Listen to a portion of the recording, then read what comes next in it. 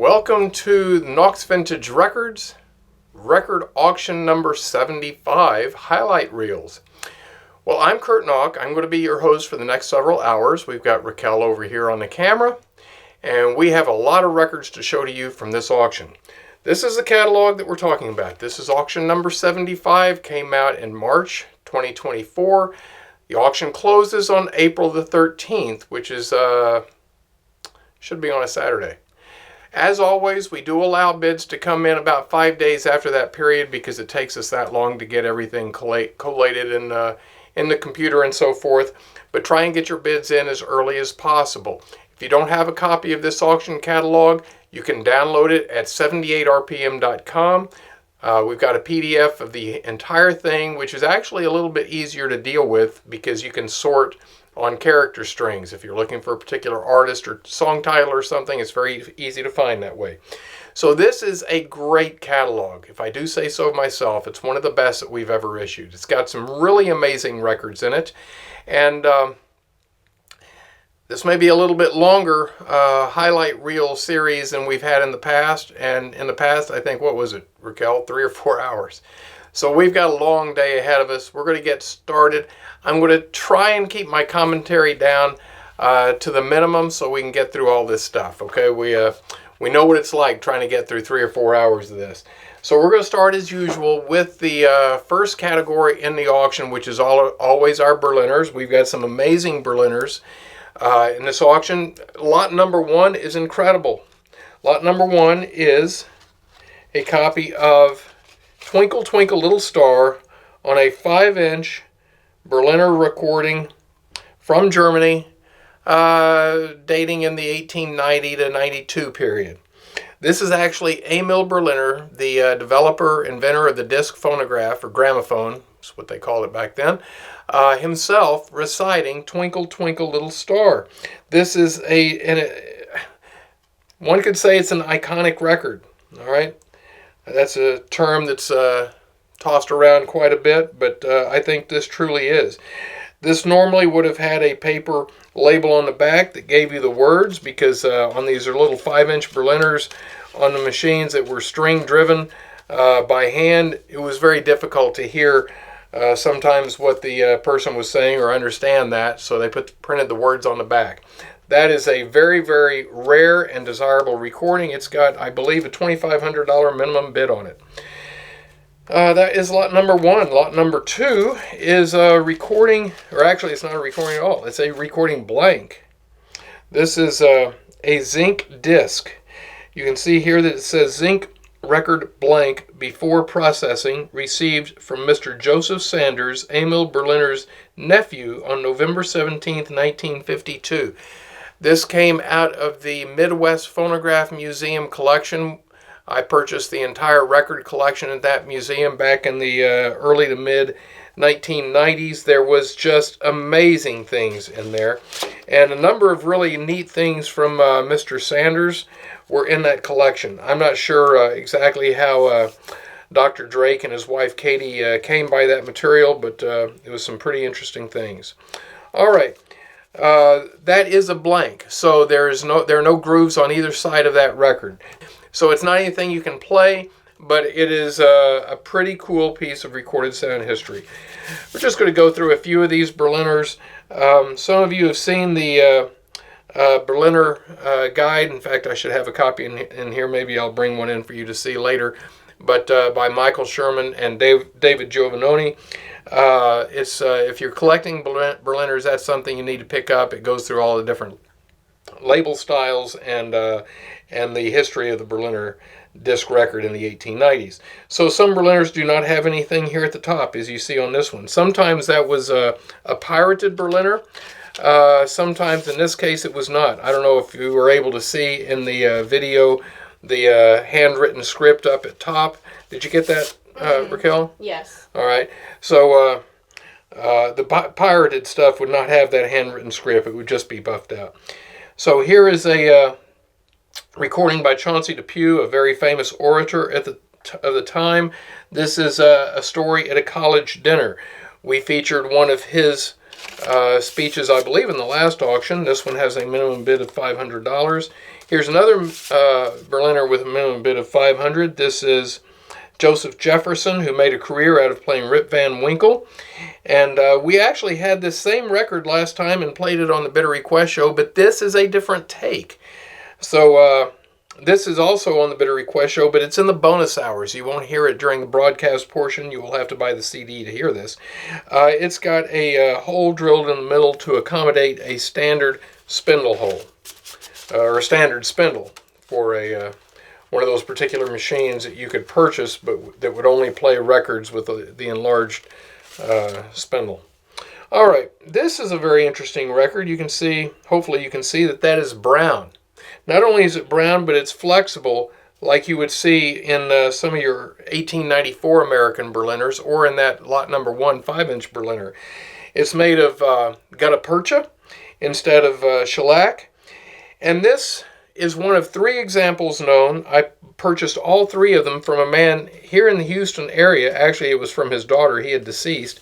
But he had been working at RCA Victor on the V-disc formulation program, where they were developing the vinyl formulation for V-discs. V-discs were shipped to servicemen overseas.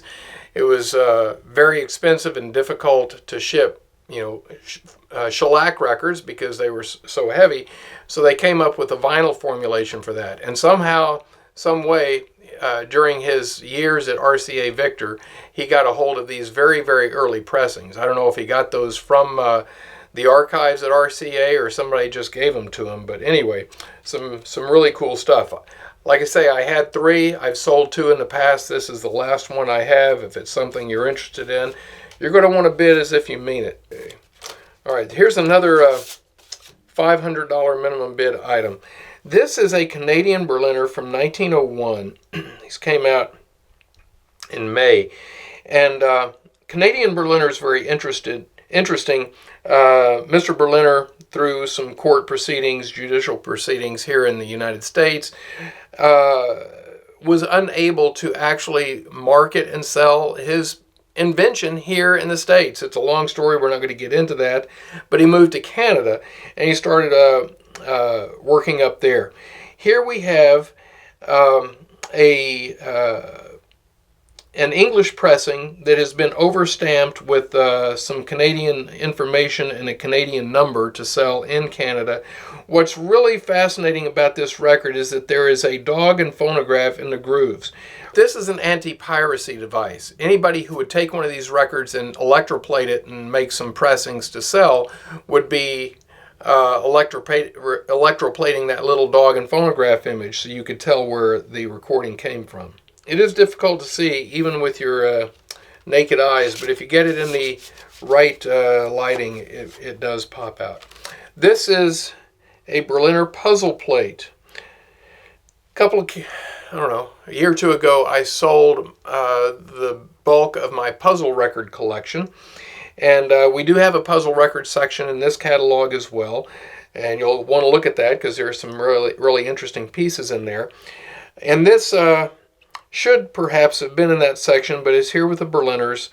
It's lot number 26 with a $250 minimum bid. A puzzle record is a record in which you can put the needle down at different spots on the edge and you get a different selection. So we have 3 different selections interwoven together on this record. We do play all 3 selections on the Bidder Request show. This was a series that was done in England. You can see that we have a catalog number here, which is the same for all the puzzle record discs, but the D here is the D issue. So it was kind of like a take, but not really. It's more of a matrix because there are different things on each one of those lettered discs. So we've sold 1 or 2 of these in the series in the past. We got 1 or 2 more that will be coming up in the future. That was recorded in January of 1901. So a pretty early, technologically interesting record. Okay. All right, here is one of the highlights of the catalog. This is lot number 33 with a $2,500 minimum bid. This is a Bettini disc. Bettini discs are even rarer than Bettini cylinders. Not rarer than the American Bettinis, but certainly rarer than the European Bettinis. So you'll see that this is Madame Giraudoux, and you can see Bettini's signature here in the wax. You can see that this record is in beautiful condition. It grades E minus. And E minus for a record of this age, 7-inch disc, boy, that is tough to find even for something like a Columbia or Victor, but even more so for a Bettini. It's a single-sided disc. You can see here on this side it says Made in England. Okay, $2,500 minimum bid. This dates from around 1904. We played that on the Bid Request show. Here's another very interesting 7-inch disc. This is lot number 38 with a $250 minimum bid. This is the first company, record company in Russia called Neographone, and they were pirating gramophone company pressings. And there were no laws in Russia at that time to prevent such a thing. So they were fully at liberty to do what they were doing, and even to the degree that they actually used the gramophone company catalog number on the label. They made no effort to obscure the matrix number here in the run-out area. It was clearly a gramophone company pressing. It's not in the best condition. You can probably see that it has a rough start, but it plays pretty well. We played it on the Bid Request show. But just a very, very interesting piece of recorded sound history. And you'll see that they also did the red and gold label, like the, you remember an auction or two ago, we had a 7-inch Victor red sealed recording from Russia that had the red and gold label, the very first red seal used by the gramophone and then later the Victor Talking Machine Company. Single-sided disc. That's lot number 38, $250 minimum bid. All right, so I'm going to put these away, and then we will get into our next section. All right, so that takes care of little records for now. We're going to go into our American record label section. So we've done this over the last several Nauction videos. We're going to start with Savoy, and we're going to end with Zonophone. So this is the final installment of the 10-inch commercially issued pre-World War II American disc record labels. So we're going to go through these very quickly. Some of them are extremely common, but we just show them for the sake of completeness. I'm going to load up my card here, and we will get going. Not every record here that you're going to see is necessarily a pre-World War II recording, because if a record company was making records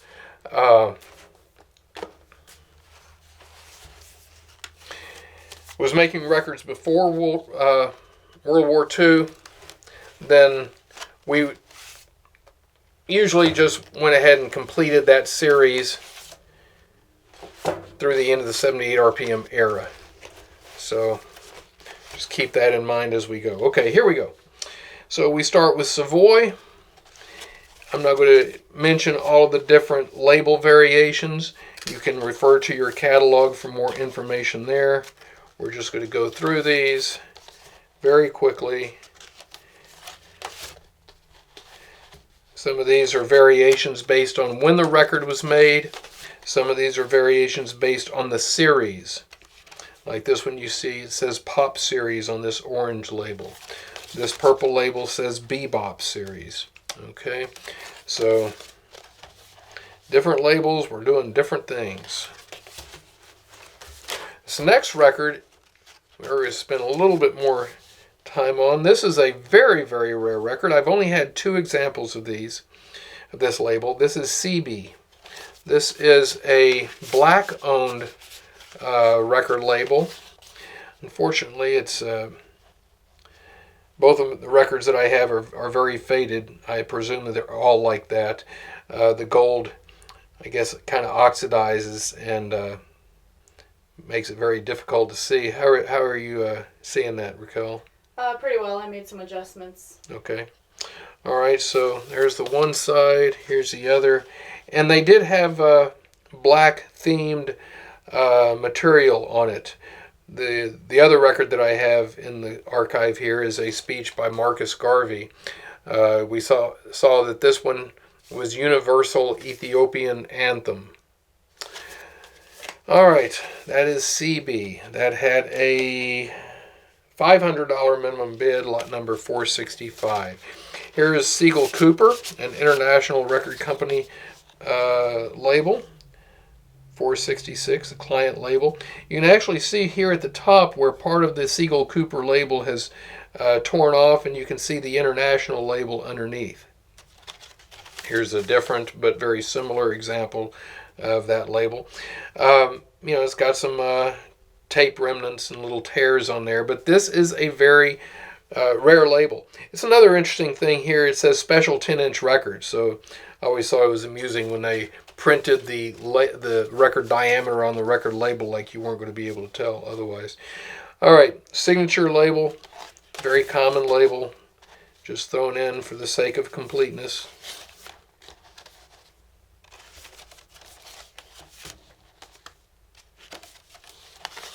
And we're definitely getting into post-war era stuff here.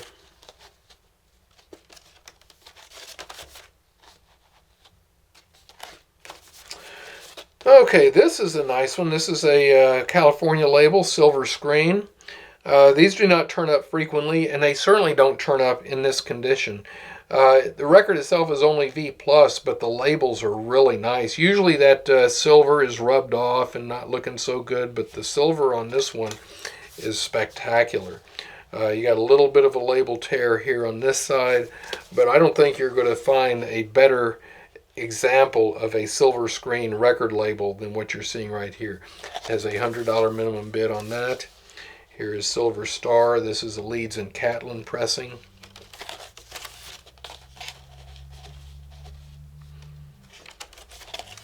Here's Silvertone. That's a Columbia label for Sears and Roebuck.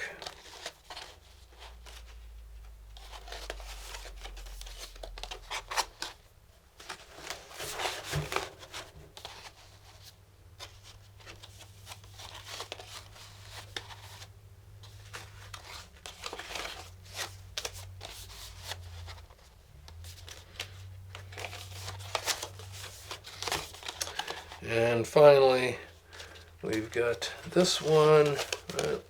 Looks like we got a couple more. That one much later. And this series came out in the 50s of red vinyl recordings. And they put this extra hole as a drive hole to keep this vinyl record from slipping on the turntable. All right, I'll put these away and grab our next section.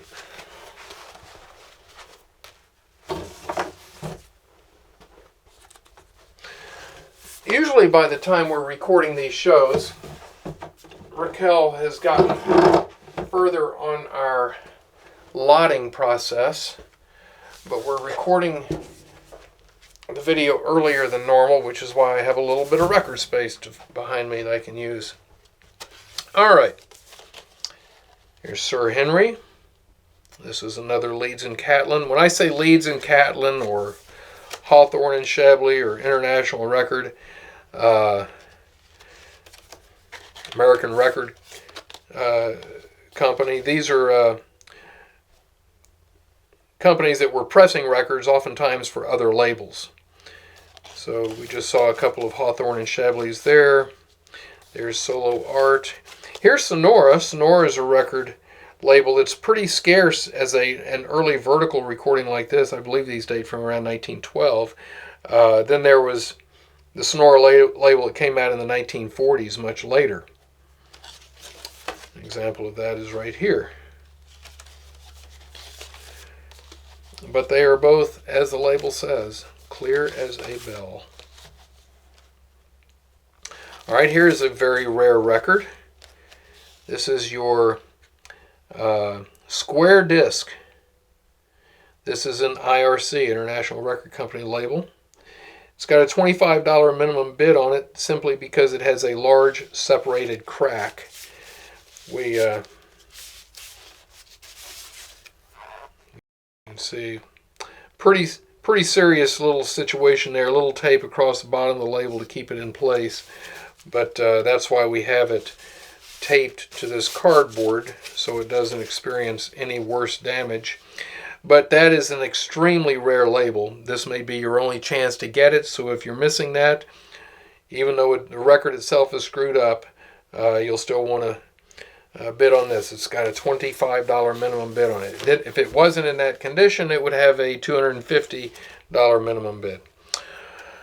Okay, I mentioned the standard talking machine earlier when we were looking at that Joseph Jefferson Berliner.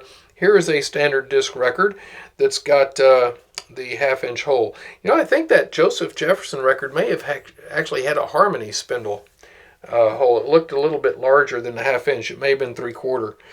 But if you were to have purchased one of those machines, you could get the machine at very low cost, or maybe no cost at all, just by saving up coupons.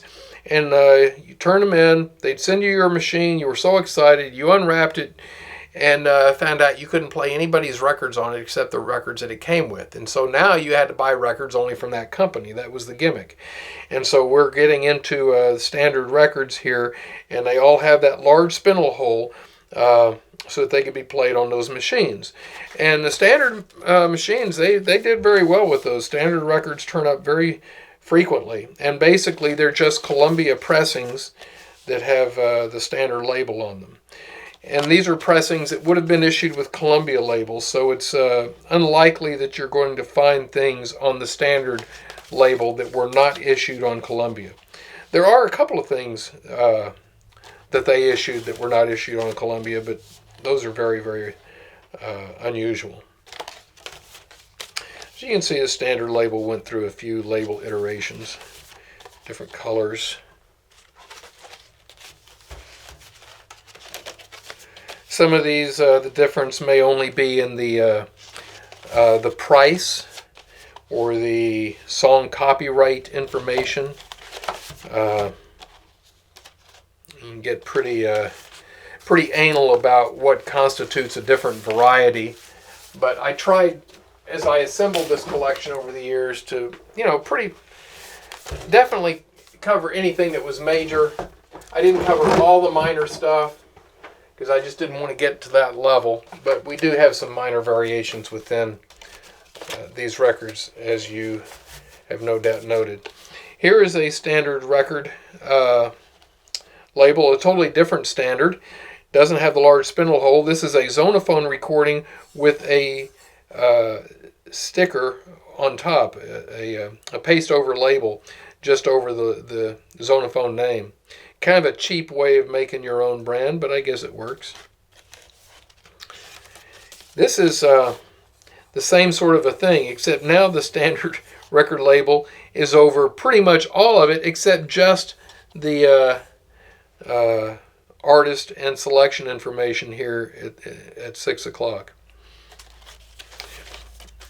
This is a totally different standard label. It has absolutely nothing to do with what either of the companies we just looked at. And here is Star Record. Now, we know that Star Records were Jeanette pressings from the Star Piano Factory, but this predates that. This is an international label, client label. And international, if you didn't have the money and want to go to the expense of printing your own label, then they would just give you a blank label and you could rubber stamp it with your logo, which is what this record is showing. Here is a Star record. Unlike the one we just looked at, this is an actual complete label. It's not a cutout down here. It looks kind of like it, but it isn't. Same here. These were done by the American Record Company, and like this one, and also Hawthorne and Shebley. And by Columbia. So that's a Columbia issue right there. Okay, so now let's go to Stark. And we mentioned Star. Here is a Star vertical recording, again made by the Star Piano Company, which later introduced the Jeanette label, which gets a lot of people excited, depending on what that label may have on it. As I said, this is vertical. Same thing here. Here we have Star featured here at the 6 o'clock position. Here is a Star label that I don't recall having run across this one before. This is not anything particularly spectacular to look at, but this is a lateral Star with a red and gold label. It's a very rare variety. It's got a $150 minimum bid on it. Actually, I think this is vertical, but this is not pictured on the Arley CD, so that we've added that to that label encyclopedia, and we'll be updating those CDs if and when we get around to finding the time to do it. All right, this is a Star Jeanette out of Canada. And that's all of the Star labels, because at this point they switched over to Jeanette, and we went through Jeanette's a couple of auctions ago. Here is Sterling, a very interesting series of recordings from the Nutmeg Record Corporation. All spoken word things that are kind of interesting to listen to. Strong. A lot of these companies, as we've already seen, issued the exact same label in different colors to denote different series. Here is Sun. Sun came in a couple of different iterations. It's another Leeds Catlin pressing. You can see on this one how the rays go up into the information here at 12 o'clock. This is a less common variety where they clip those rays down so that they don't interfere with the information at 12 o'clock. Here is Sunrise. This is a Victor pressing, or I'm sorry, Grey Gull pressing. Really, really beautiful label. This is your Victor Sunrise. RCA Victor.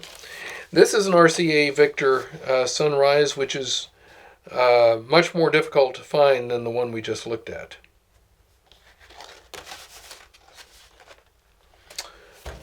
Okay, we're going to move on to Sunset, which is a California company.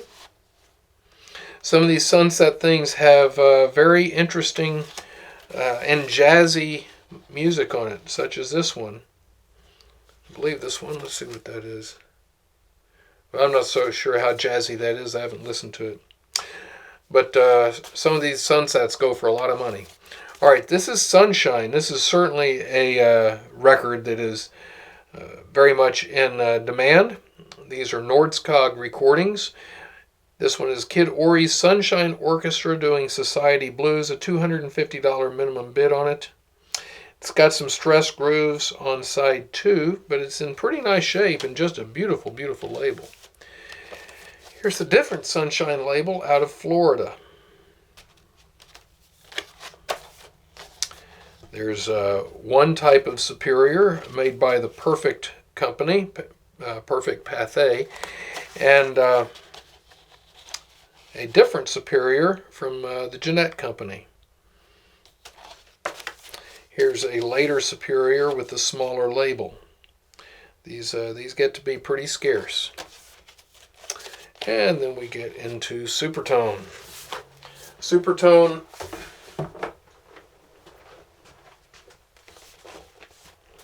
was also made by more than one company.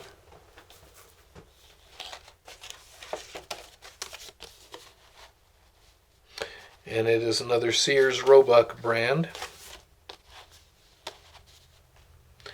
This one, licensed RCA Photophone process.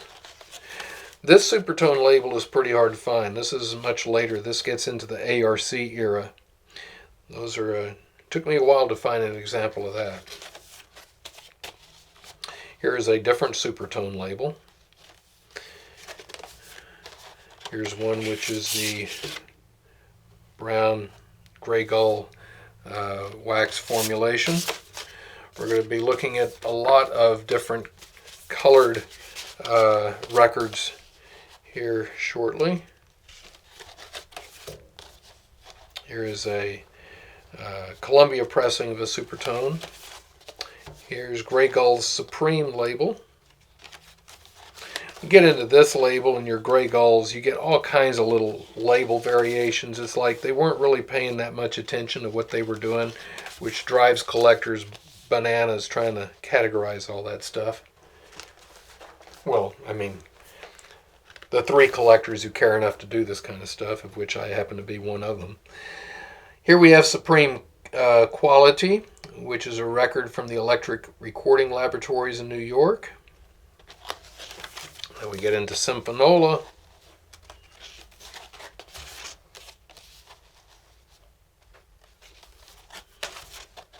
It's an Emerson product. Here we have Symphony. There's another international label.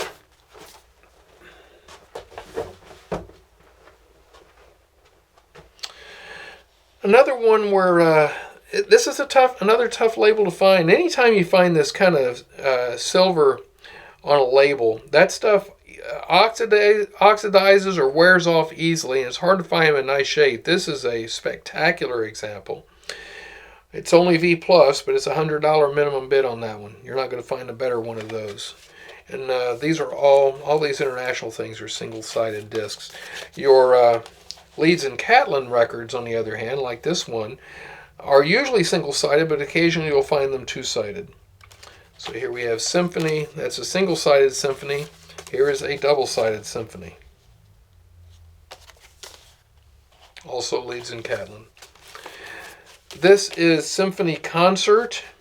This was pressed in Germany. It's in this American label section because this was designed to be sold here in the United States, which is why it's got price $1 on it. $1 wouldn't have meant much to your German record buyer back then. Here is a Symphony Concert record, however, that was pressed and sold here in the United States. Still has the $1 price indication on it. Here's a Symphony Concert record just like the one that we saw. The previous one was actually pressed with that label. This one is a paste over. You can see how it's torn up here at the top. Here's one in black. And here is the Thomas record. Columbia pressing.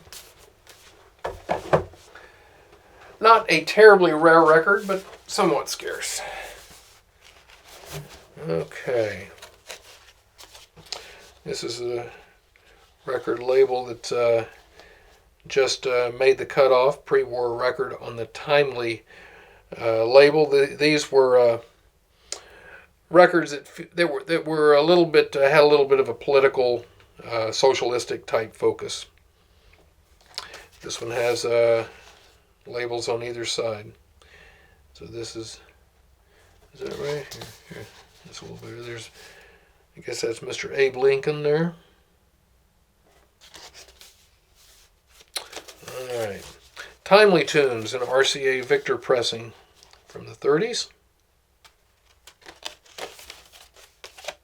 Top Hat, kind of a risque label. Tremont.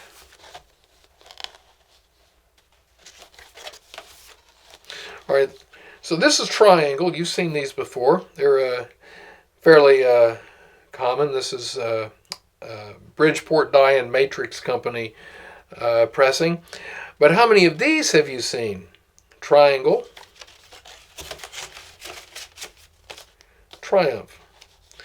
Very similar looking, isn't it? Look at that. Same colors, same basic design, but the Triumph is a label that is very rare. This may have been the only example that I've had of that. I don't recall. It's hard to remember what I've had. This is a V condition, only has a $25 minimum bid, but you're going to be hard-pressed to find a better copy of that label if you can even find another copy of it in any condition. 20th Century record, minimum bid of $50. This is another very rare Leeds and Catlin pressing which is two-sided. UHCA, that is United Hot Clubs of America. This was kind of a subscription sort of thing of jazz reissues, jazz and blues. Came in different colors. All right, so we looked at and discussed the standard talking machine records a moment ago. Now we're going to get into the United records. They are the same kind of an idea. You could get a United machine as well with an even larger 1-inch spindle hole. All right. In previous record auctions, we looked at the Aretinos that have a 3-inch spindle hole and the Harmonies that have the 3/4. This auction, you're getting the standards with a 1/2 inch and the Uniteds with a 1-inch. This United label I just find to be very attractive. Nice colors, nice balance. And we also have this. Not all of your odd spindle hole pressings are drilled for the particular machine that they're labeled for. I don't know who was over quality control, but it's pretty common to find them either just with a regular spindle hole or drilled for a different machine. So this is a United record made to play on a Harmony machine.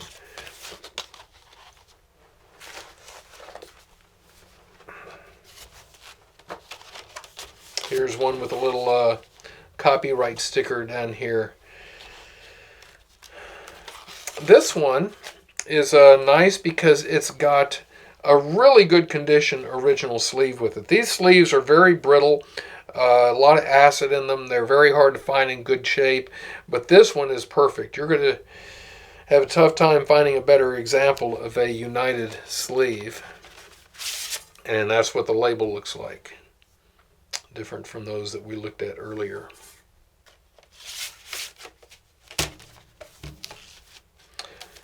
And here we go, a little bit different color scheme. And those are our Uniteds. Oh, wait, look at the back side of this one. Here the United label paste over has fallen off to reveal the real label behind the tune. Yes, mystery disc unveiled. Van Dyke, Grey Gull label. Variety. This is I believe a Pathé Perfect label. Here is Variety, I mean. Purple Variety, blue Varsity.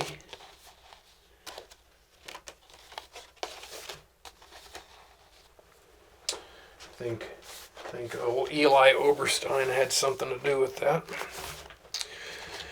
You know, I'm getting a little older in my days here.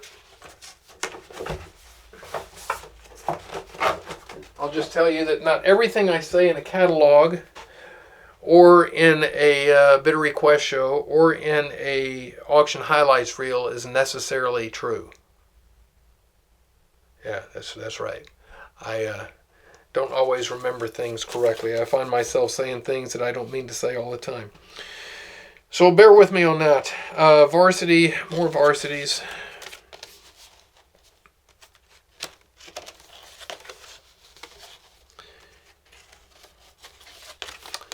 Yeah, getting into some post-war stuff here. All right, here's the Vaughn label. This is kind of a scarce example of that. Actually, a very scarce example. Usually they turn up with a musical staff, like this one, with the Vaughn on the staff.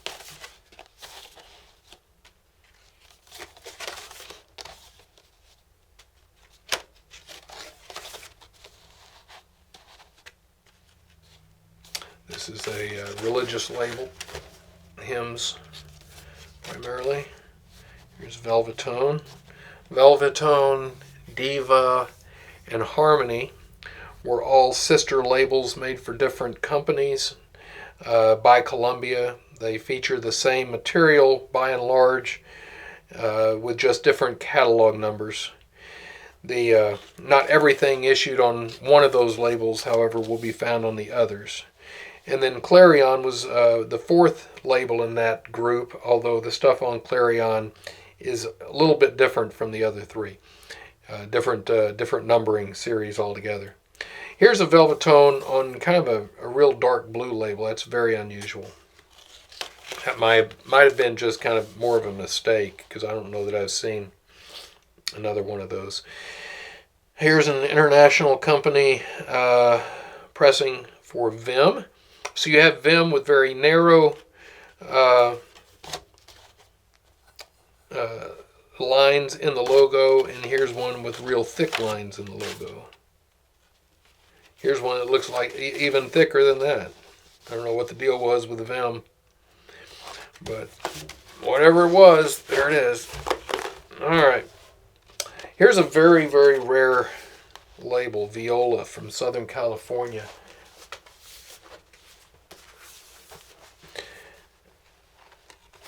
I asked Alan Sutton about these, and he said only 2 Viola records have been reported, but there are multiple copies. I mean, not a whole bunch, but there are 2 or 3 that he's aware of. So they apparently were issued. I was questioning him as far as whether this might be a pattern label, but no, he says they were issued, but very, very rare.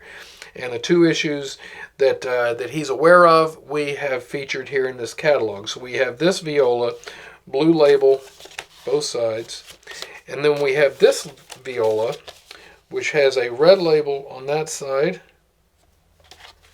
and a black label on this side. This is another reason why I thought that perhaps this was more of a test or pattern label, because to find a red and a black on the same record, is very, very unusual. This has a $250 minimum bid on it, grades E-. You're not going to find a better copy of that. This one has a $150 minimum bid on it. It's got a crack, and it grades V++, but it is still a very tough label. All right, Aeolian Vocalion, vertical. We're going to see a couple of other examples of vertical Aeolian Vocalions in a different section coming up, but this is part of the label run. Fairly early on, they dropped the Aeolian part and just focused on the Vocalion part. Okay. Lots of great stuff on Vocalions. I haven't really been paying attention. Some of these might be super nice jazz, blues, or hillbilly things. I don't know. But you guys do. Anytime you see tape like this, it means it's bound to a cardboard because it's got a crack or something that might be dangerous. This is like the previous Vocalion we just looked at, but the color scheme is reversed between the black and the gold. This particular variety you're looking at right now is the less common of the 2. And then from there we went to the scroll Vocalion label. And then we went to the blue and gold Vocalion label. Pretty common label, and you see the exact same thing, material oftentimes issued on the light purple OK label from the late 30s as well. But you don't want to pass up these blue label Vocalions. You might mistakenly overlook a Robert Johnson if you're not paying attention, because you will definitely find Robert Johnson records on that label. All right, and then here is a post-war Vocalion with a nice matching sleeve to go with that. Okay, another example of a silver-backed label that, again, doesn't turn up often, in good shape. This has a few little label scratches on it, but the silver is very nice. $100 minimum bid for Vogue. This has nothing to do with Vogue picture records. This is an entirely different concern, much earlier.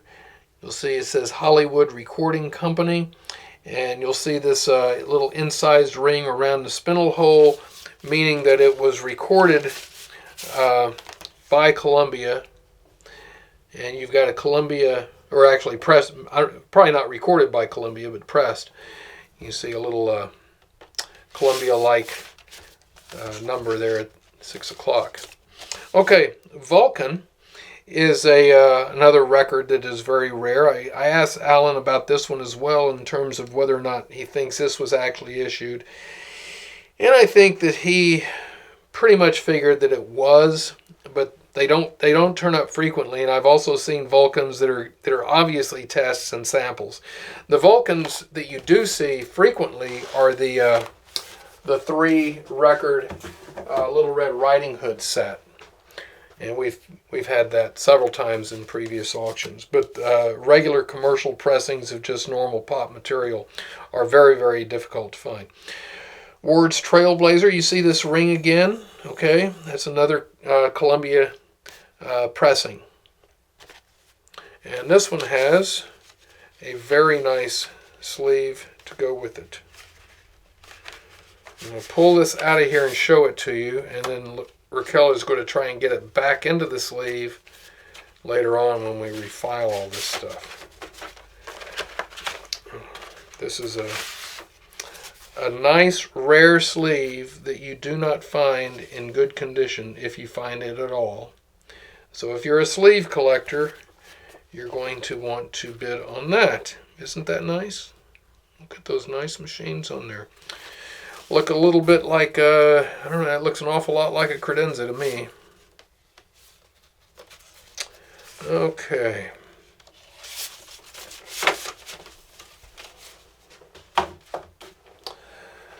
All right. This is a cool label. It's wise to remember wise, it says there at the top. Mr. Owl with the musical note behind him. Not a super rare label, but just this side of a super rare label. They are pretty rare. This is a $50 minimum bid. Here we have World, which is a vertical record. Here we have another World. You'll notice that there's no design right here, but on this one we have the forward-facing sound box, so that you'll know how to orient the sound box on your machine based on the type of groove that the record has. A later World, music appreciation records, World's Greatest Music Records. Here we have a nice label, the Yerkes Dance Records label. Here's a blue example and a black example. Those are very attractive and nice looking labels to add to your collection. All right, here we have Zonophone. These Zonophone did make earlier records than this in the smaller varieties. We will be featuring the smaller 7 and 8 inch records from the label collection maybe next auction, if not the one following that. We're only doing 10 inch in this run, so we've got both smaller records and bigger records in the label collection that we will be doing in future catalogs. So this is actually this is pretty close to a 10 inch record. Yeah, that one is. Some of them are 9 inch, and we don't have any of those here. Those will be sold with the smaller records as well. But this is the etched or engraved type label that's filled in with a white pigment, single-sided. Here we have a green Zonophone, pretty common. Here we have a purple Zonophone. Purple Zonophone were typically used for the Hebrew series. You'll see Hebrew letters down here at 6 o'clock. We ran across a purple label in the domestic series a couple of months ago. I think it was a mistake. I've never seen another one. We'll be listing that in a future catalog, so you can keep your eyes open for it if you're interested in such things. And here we have a Disco Zonophono label. And that covers, I believe, all of the 10 inch commercially issued pre-World War II mainstream American record labels. So that it took a long time to get through all that stuff over the series of auctions, but I think we're done. There are going to be a handful that didn't make it into those catalogs because they're labels that we may have found since the time we were running those, and so there will be probably a few more in the future, but that covers the bulk of it. I mentioned puzzle records in the catalog. We're not going to go through all the puzzle records, but I just thought I would show you this one because it's pretty cool. Not only is it an unusual colored Victor scroll label, this is a Polish puzzle record. You can see it has 3 selections identified, but it's also a long playing record. So we have the LV prefix here that indicates that it is a long playing disc. So we have an orange scroll in Polish, recorded and pressed in the United States as a puzzle record on the long playing format. So you're hitting a lot of different very cool factors here. So if coolness is something that you look for in records, as I do, you may want to bid on that. Because we are Nauck's Vintage Records, the home of the world's most interesting records. So our next category is the decorative backplate section. I don't know that any other auction has ever listed a decorative backplate section, but because we are all about recorded sound technology and really interesting records, we featured it a couple of times in the past, and we have an amazing group for you in this particular list. So what do I mean by that? So your very first records were all single-sided, and the problem with that was that a lot of times those records would slip on the turntable. So you were playing them with a very heavy reproducer and horn or tone arm and a big steel needle, and especially as the record became more and more worn out, it would just grind to a halt, and so your turntable is spinning but your record's not going anywhere. So different companies came up with different ways of dealing with that. Your first Berliner machines had a little screw down record holder on the spindle, and so that would lock them into position, so that worked. Your Zonophone early front mount Zonophone machines had a retractable pin in the turntable, so it was spring loaded, and if you put a Zonophone record down that either had a Zonophone hole cut in the label area just away from the actual center spindle, then that pin would fit up into the hole, or later pressings would have just a little notch in the back of the record that the pin would fit into and drive that record around.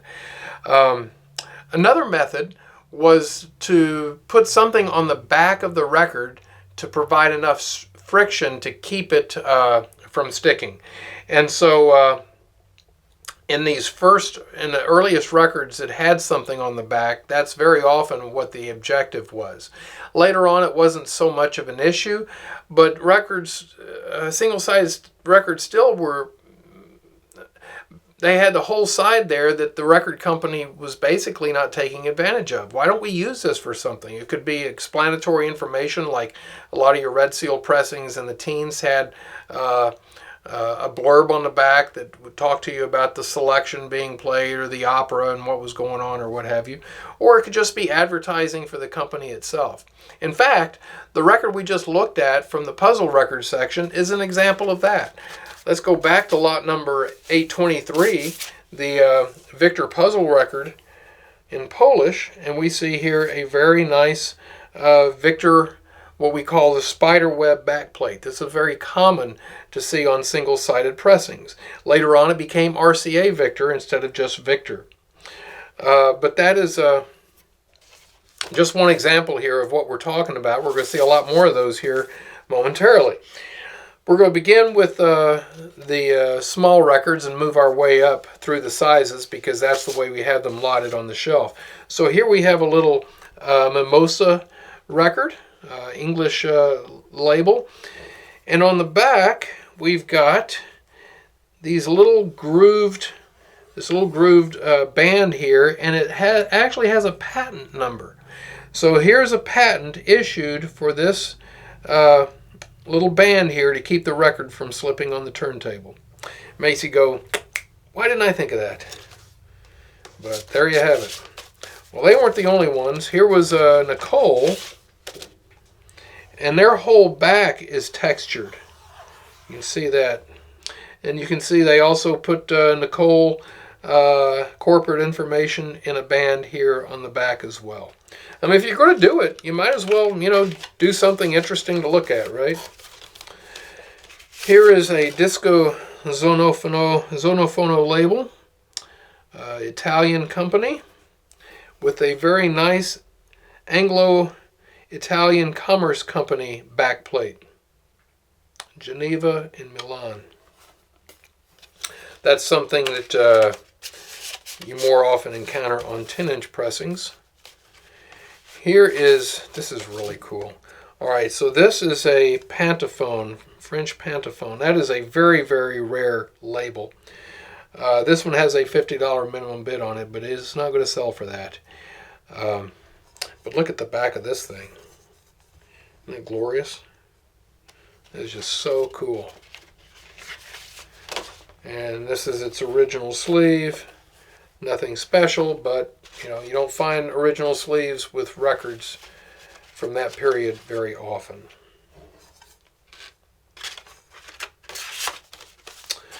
Okay, this is not really a back plate, but I'm just using this section to show anything on the back of a record that doesn't have grooves.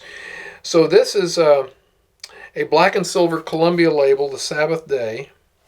And on the flip side, we have the normal badge here that gives legalese, but we have the text of the record here in a label. We actually had a Berliner like this in the previous auction that I think it was a Berliner, if I'm not mistaken, that had a similar thing going on. So just a lyric sheet pressed into the record on the back. Oh, and this is super cool. All right, so here is a special pressing, unlike probably any Columbia special pressing you've seen. First of all, the label style is pretty much different than what you'll see on any other special pressing. You've got a gold-filled signature in the wax of the recording artist. Who does that say? Mary Jordan, it looks like. Mm-hmm. It says, at the Montauk Club, Brooklyn, New York, January 20th, 1915. So she sang this song at the Montauk Club's meeting, and the song was at parting. So it's also sad to, leave this great time that we've had together. Well, look at this. Here is a seating arrangement on the back of the record. Isn't that amazing? Dinner given to the board of directors of the Montauk Club of Brooklyn by the president. January the 20th, 1915 at the clubhouse. Wow. That is just so cool. When I saw that, I flipped out. It's one of those records I don't really want to sell, but, probably somebody needs it more than I do. Minimum bid $100 on that. Here is a vinyl Columbia test pressing. Nice microphone and Magic Notes CBS logo there. This is a $50 minimum bid for an unissued take by Kid Ory, Creole Bobo, lot number 836. We played that on the Bitter Request show. Great record. Here is another test pressing by Decca. This is a shellac test pressing, original test pressing. Look at that. The country's greatest artist. Oh, these are cool. I picked up one album of these years ago, and I've sold most of them. Got a couple left. This is another recording by the Electric Recording Laboratories. We saw a Supreme Quality record in the label section a moment ago. So these are very cool. These are paste over labels. Probably just pasted over a white label. But look at the back of this. That is fabulous. This record is the sole property of the Electric Recording Laboratories, New York City, New York. It is not and must not be offered for sale and is to be returned upon demand. Nobody has demanded I return it, so that's why we're selling it. A sample record from the recording laboratory that is specializing in the character of music that age cannot wither nor custom stale. Wow, that is wonderful. You know, the nice thing about these guys is that you can hang these on the wall and you don't have to worry about the labels fading. You know, I walk into guys' music rooms, I got super rare things on the wall like Black Patty or something. It's just all fake. You remember those Caruso zonophones that I sold in the last catalog from the museum in Brooklyn? I mean, they were all faded out because they had been hanging on the wall for who knows how many years. Okay. All right, so this is not really a backplate situation. It's a two-sided record. The reason that it's in here is because this is an example of something very similar to the Dog and the Phonograph Berliner. Right down here, it's very hard to see. But it says favorite record in the groove area. So if anybody was to electroplate this and press additional copies, you would see that in the grooves. So anyway, cool thing. All right, here is a 10-inch phonotypia. You don't see 10-inch phonotypias every day. With a phonotypia backplate. How about that? That's pretty cool. Here is a gramophone company backplate. This is very common. You see this all over the place. But you may not have one in your collection. This is a good time to pick one up. This is a really nice example in E-minus condition with a superb London dealer sticker right here on the label. All right. Okay, here's a record that was sold for charity. All right, so we got a nice special label here. And look at this. Yes, sir. That was the royal family in happier days. Yep. Very nice. Very nice picture. $50 minimum bid on that. Okay, now here's a Leeds 10-inch pressing. Leeds records are just super cool anyway because they have this embossed gold foil label. Very striking. Very, very noticeable, recognizable. And here is your backplate. How's that? L and C for Leeds and Catlin, or as it says here, loudest and clearest. That logo probably didn't keep the record from slipping all that much. So here's one that probably did. So you have the same thing, but with the band like we saw on that Little Mimosa record. I wonder if they licensed the patent to do that. Probably not, since that was probably an English patent, and these guys, being in America, didn't pay any mind to it. I don't know if there was an American patent on that process. Probably was. All right, lot number 850 is a Mercury recording. Esquire Mercury. All right, so this is a special pressing with compliments of the Right Honourable the Lord Mayor of Melbourne, Australia. This just has some very nice little floral motif. Okay, nothing, no words or anything on it. Just nice little decoration. This is cool. Okay, this is the Volpe company, Pastillas Volpe. They were candy manufacturers. So anyway, you see different tracks on this record. So you have little recorded commercials to play over the broadcast over the air. So that's cool. Of course, it's all in Spanish. But look at that. Oh my gosh. Is that not incredible or what?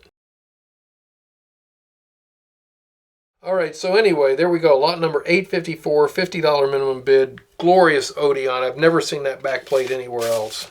It may be common in Argentina, baby, but it ain't common here. Okay, here's a OK test pressing. This would have been the same OK that I was referring to when I talked about OK purple labels in reference to the Vocalion thing. All right, so we see this wording around the edge for Columbia, and then we see another gripper type pattern here within that. We've got the magic notes and microphone CBS logo there at 6 o'clock. Okay, now we're getting to another record, which is a highlight in the catalog. You know, this catalog has an awful lot of highlights in it. As you will see if you haven't already noticed. This is lot number 857 with a $500 minimum bid. This is a Polyphone recording. Polyphone was a manufacturer of disc music boxes like Regina here in the United States. Polyphone being a German company. It became pretty clear relatively early on that the record industry is going to kill the music box industry. And Polyphone recognized that and realized that they better do something if they wanted to stay in business. So they started moving into the recorded sound department. And this was their first attempt at a disc record. This is some sort of a celluloid, I guess it is celluloid, coating on top of a metal disc. Very similar to the Polyphone. It may be the same tin metal type disc that Polyphone records are made of. I don't know. Polyphone music box discs, I mean. But it plays so well. We played this on our Better Request show. I want to make note while I'm thinking about it that this title, Utjena, is misspelled in the catalog as something else. So that's what it really means. All right? But look at that. Oh my gosh. It doesn't get any better than that. Look at that, Raquel. It says, play this with a Polyphone needle. Oh man. That's just glorious. This was not put on there to keep it from slipping. This is just an example of, hey, let's use the back of our record to some purpose. And they used it well. All right, this is a similar situation. Oh, by the way, what we just looked at, those metal laminated discs are very, very rare, especially in that condition. That was beautiful. There's no bends, no scratches. I mean, it is as nice a copy of that as you will ever find, and that very well may be the only one that you will ever have an opportunity to purchase. They are tough, tough, tough. All right, this is a Rebekov record from Russia, from basically about the same time period, a little bit later than that Niagaraphone 7-inch that we looked at the beginning of the video. So Rebekov was a very, very interesting company. You ought to go online and look at a drawing of what their phonographs look like. Absolutely unbelievable. But anyway, we won't get into that. So Rebekov was a single-sided disc with a label on this side. This didn't give any information in terms of what was actually on the record. That was contained on the back. So here we have label or content selection and artist here on the back with a record number 85 or a 744, I guess. Just a really, really cool Art Nouveau style label. Again, not something to keep the record from slipping, just let's use the back of the record to good purpose. That has a, what does it have? That is lot number 859 with a $500 minimum bid. We played both of these records on the Bitter Request show, both the Polyphone and the Rebekov. All right, here is a Royal record. This is a Zonophone label, International Zonophone Company. You can see right there. And this has an AICC backplate, as we saw on that 7-inch record. Some people will be bidding on this, not for the backplate, but for the Royal record label. If you collect Zonophone record labels, that's one that you very likely do not have. That's pretty scarce. Now here's a record that turns up fairly frequently. This is Brother Bones doing Sweet Georgia Brown on the Tempo label. It also came out on not just Tempo, but Theme, the Theme label.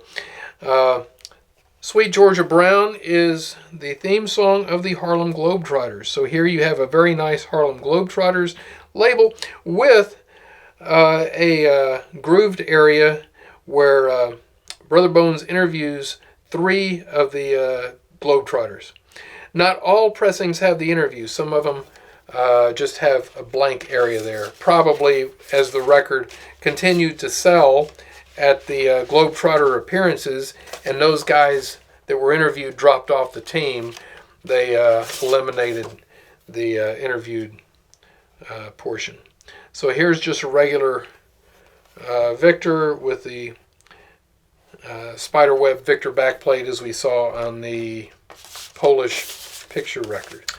Here we have a French zonophone. Okay. And the CHJU backplate. So that's the French Zonophone Society backplate. Pretty sweet. All right, $50 minimum bid on that. More for the content and condition than for the backplate itself. All right. And there's another example of that. Okay.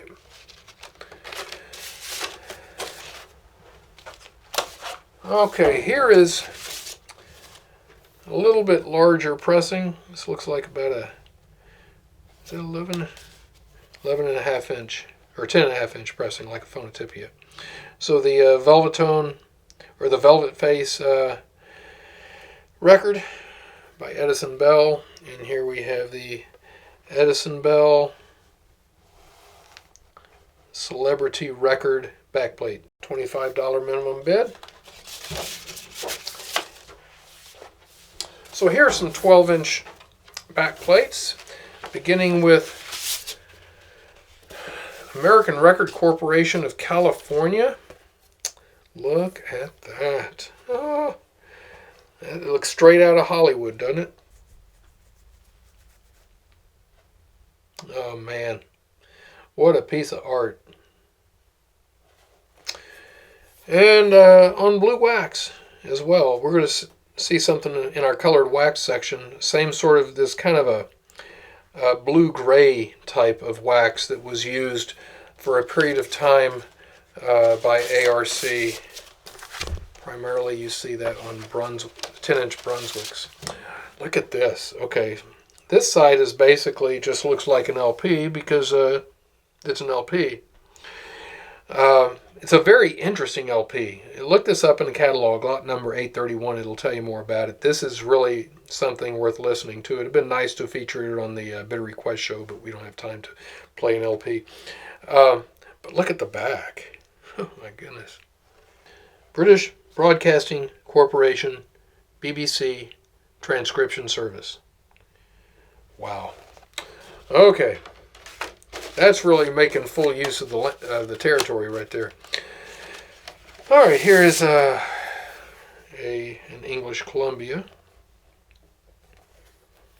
with a gripper back with magic notes from the teens. Here is an American Columbia from the 20s with a much larger magic notes with a gripper back. All right.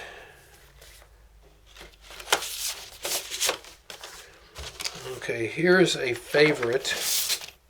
Now we pictured a favorite earlier in order to get the try and show you the favorite logo in the grooved area. That's not why we've got a favorite record here. We have this one for the back plate. Look at that. So we have this time we have kind of a matte surface. So that is that's kind of a different kind of gripper type surface. It probably works. Favorite record all over the world. Very attractive. Okay, kind of reminds me of the Buddy label that came out with all the different cities around the edge of the label. You jazz blues hillbilly collectors will know what I'm talking about there. All right, so here we have a 12-inch phonotypia with an Odeon backplate. Okay, very nice. It's unusual to see an Odeon logo on the back of a Phoneticipia. That may have been a mistake. Okay, here is another fundraiser disc. This was to raise funds to build this cathedral. It actually never got built, but the picture looks nice. 12-inch record by John McCormick.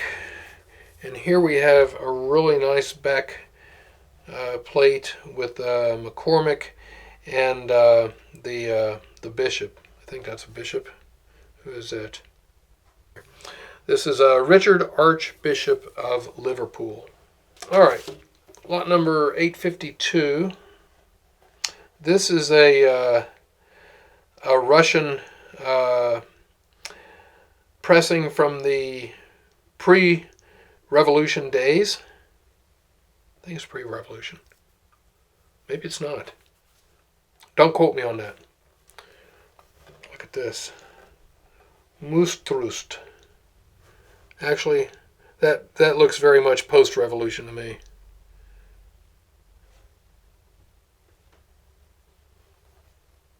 Yeah, that would be post-revolution because this is a recording using gramophone company matrices. This is definitely not a gramophone pressing.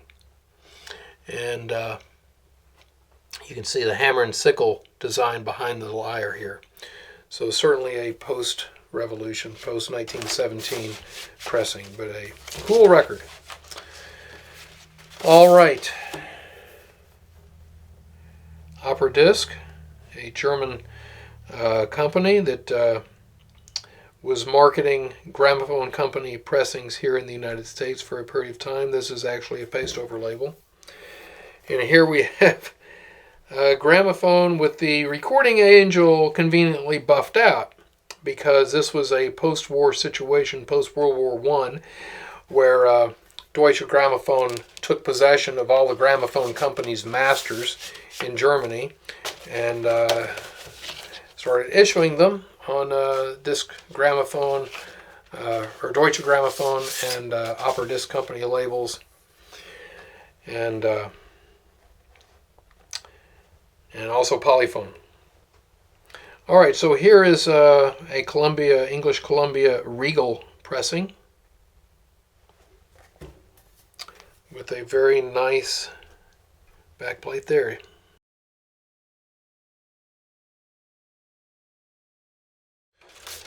All right, and our last record, I believe, in this section is this Aeolian Vocalion here. English with that nice backplate. The Aeolian Company Limited, London. All right, so that gets us through our backplate section. All right, now we're going to move into a different category. Right following the decorative backplate section, we have the colored wax section. Again, just nothing having to do with the content of the record, just the record itself. Before we do that, though, as I was pulling these out, I found this. I'll bring to your attention. This is just a special pressing. There is a VB series white label below this, which was used by the Gramophone Company or HMV. For special pressings and tests and so forth. This, for whatever reason, happens to have a paste-over type label on top of it. But I just bring this up because this also has a textured back that you don't see too often. Kind of an alligator deal, kind of like a piece of leather. So just happened to run that across that in the crate as I was pulling these other things out. Thought I would draw your attention to it. All right, let's move on to colored wax.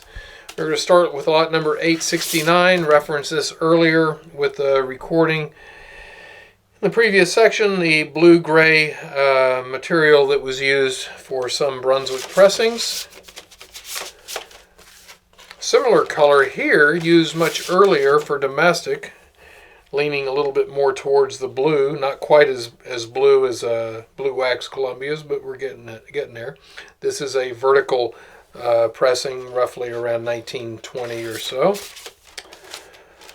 This is something you don't see every day. How about a mustard-colored Famous. That's pretty striking. Guys, just a word to the wise again. When you hang a record like this on the wall, it's not just the label that fades, but the color as well. I've had some really great colored wax records that I put up indoors in my room, not with sunlight, just regular lights, and over time it destroyed them. So I hope you don't make that same mistake. These things are tough enough to find as it is without intentionally ruining them while they're under your stewardship. Look at that. That's pretty nice. Famous. This is a Paramount pressing, but really nice colored wax on that one. A few little label tears, but not too distracting. That is a paste over label, by the way.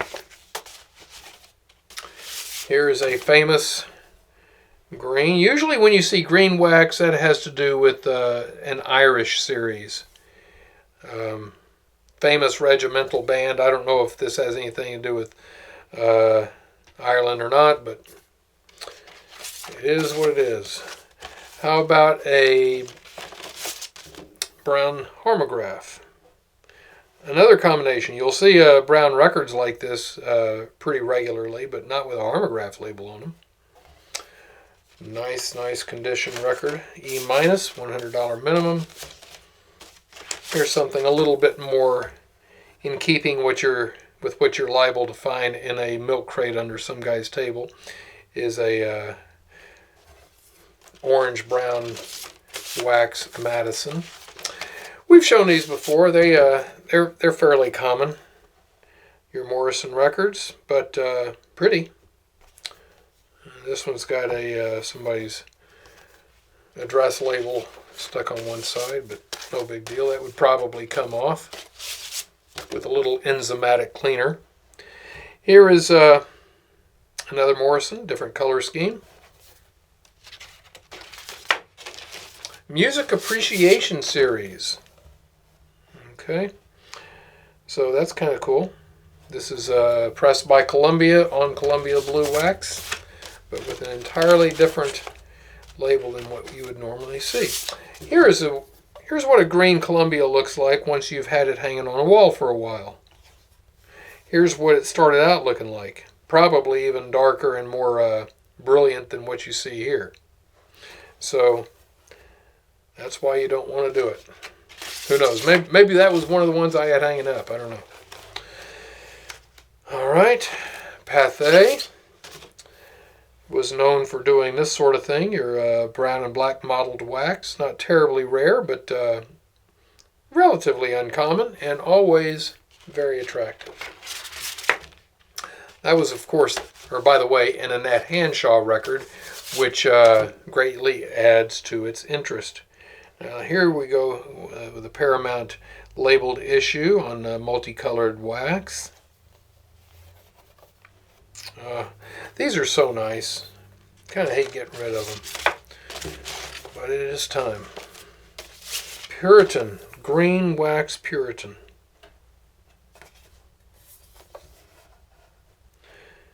Okay. $25 minimum bid on that. Should bring substantially more. Very dark brown Van Dyke. Gray gull label that we saw earlier in our label section. How about this? Ooh, see-through record, Vinatone.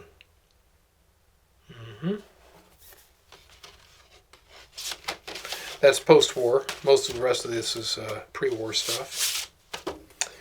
Vocalion, same sort of blue-gray pressing that we saw with that Brunswick. Okay, these are some of the coolest records on the planet. The red, white, and blue Aeolian Vocalion vertical celebration of armistice from World War I recording with America and the Star Spangled Banner in 2 tracks. America here with a band, and then a second track of the Star Spangled Banner, backed with patriotic medley and a special firecracker label. Oh man, vertical record. Look at this. This is like 1919, guys, 1920.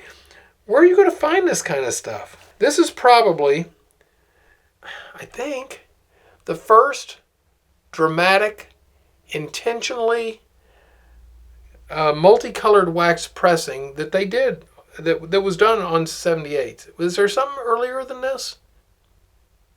Maybe I remember something. Maybe there's something. I don't remember stuff anymore, but at this particular moment, I can't think of anything earlier than that. And for your very first something to look like that, that is as good as it gets. How can you get any better? All right, I'll shut up and move on. All right, so this is something that I've never seen before. This is the only copy of this. This is a later lateral pressing, and it appears to still have some World War I significance. We have March of the Marines backed with Commander-in-Chief March. So it may be part of that deal or not. I don't know. It is certainly later than that pressing, but just beautiful. The companion record that does actually go with that is the vertical recording that was done for the flags of the Allies. So that was obviously the red, white, and blue flag of the United States. Here's the flag of our allies in World War I, Allied National Airs. Unfortunately, we've got a crack to the spindle hole. That's sad. But it makes a great wall hanger. We've got it here in a cardboarded sleeve so it doesn't get any worse. That's got a $50 minimum bid on it. It's a $500 record otherwise. Really nice shape other than the crack.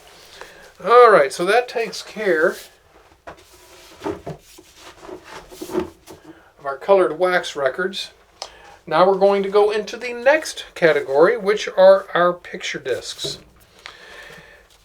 We're going to go through these because they are things that we don't see often. This is lot number 895. This is a series called the Hollywood Star Records, The Voice of the Stars. We've got a series on the front cover of the catalog, which you may have seen in your copy. Right here, of all of these records, these are Talca photos. We're going to talk more about those later. But what we have here are later recordings that were the same sort of a thing. You have an artist with their picture and signature on the back, Anne Blythe in this case, with a recorded message from Anne on this flip side. Okay, so we only have a couple of these. These are actually pretty tough to find. I've had a few. I don't even know what would constitute a complete set of these. I've never seen a full listing of them anywhere. Here's one. Personally Yours by Brian Donlevy. All right, same kind of deal. Technically, this is a picture record. This doesn't make it a picture record because there's no grooves on this side.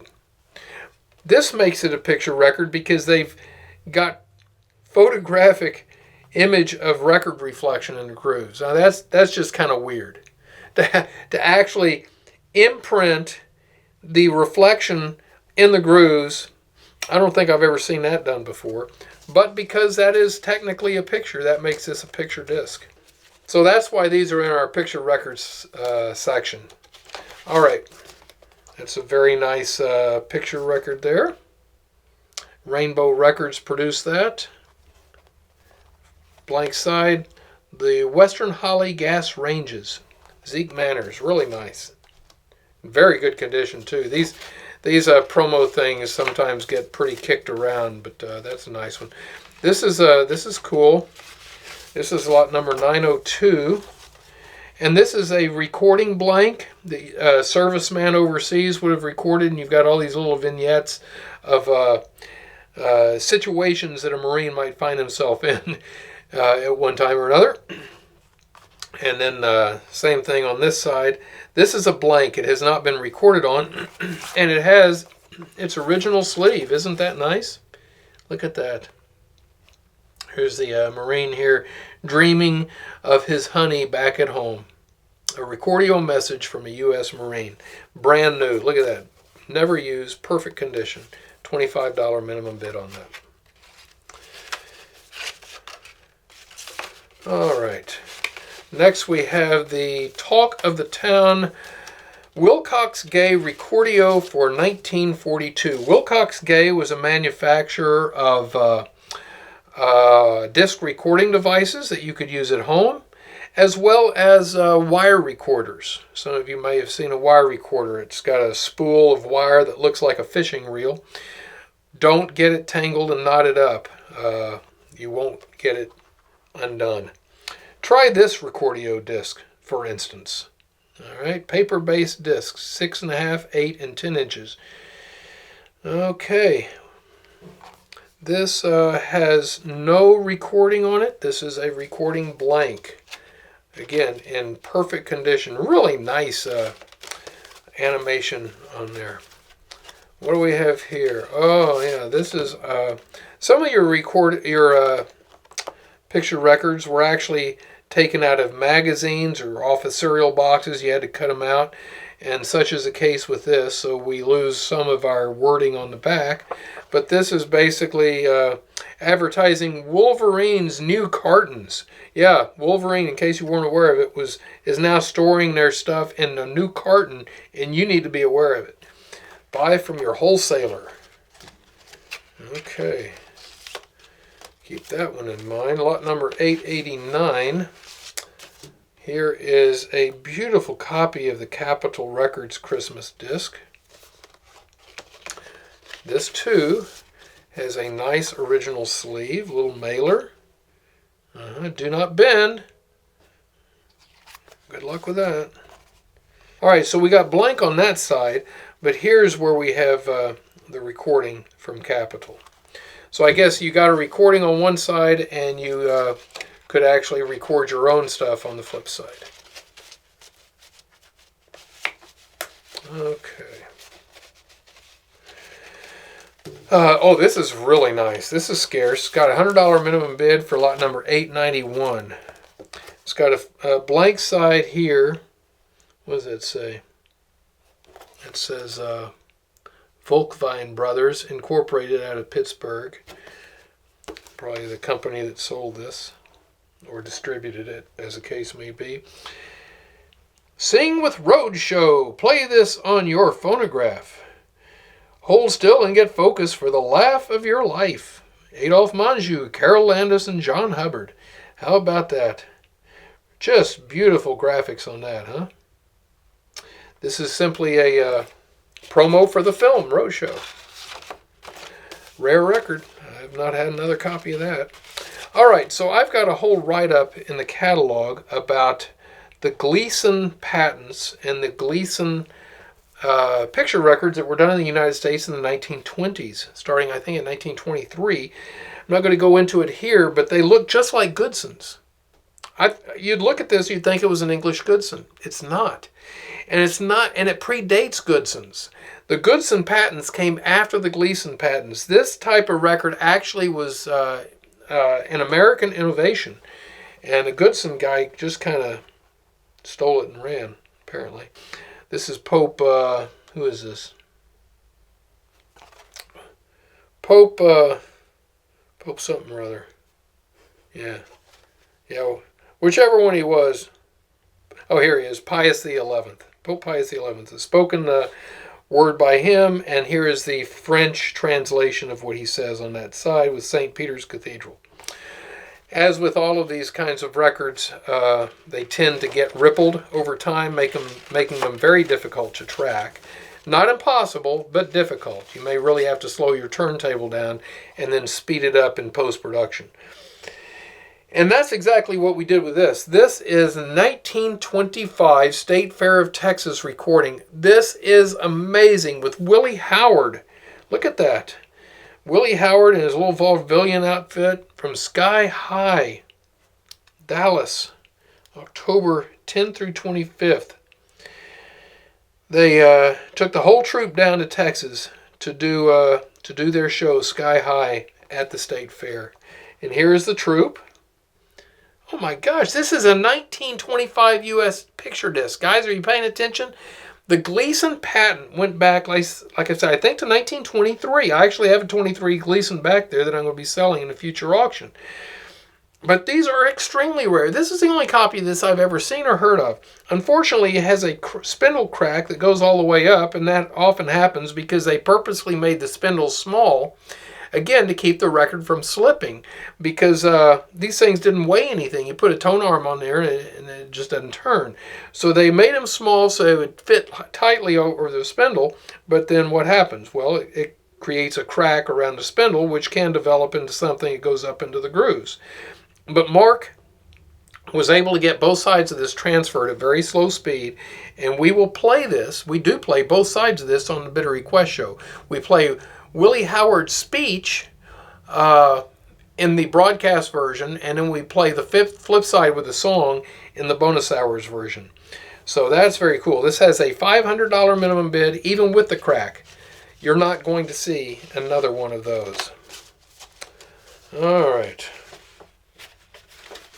Next, this is the Webley Edwards World War II recording, Pearl Harbor Broadcast, from December 7th, 1941, by Webley Edwards. Blank side here, picture record, and broadcast here. If we'd had time, we would have played this on the Bitter Request show, but we just had so much material. All right, here's our Amy Semple McPherson disc. This is a commemorative pressing after her passing. Founder of the Four Square Gospel Churches. Very famous female evangelist. And a very rare record. Here we have, this is not a record, we're only selling what's left of this sleeve. It's only got $1 minimum bid because I didn't want to throw it away. I want somebody to wind up with this. But this was made for the series of records, picture records by FDR. You can see a list of them here. So if you happen to have any or all of those records and would like to add this to them, this is your big opportunity. Right? You can't holler for $1. All right.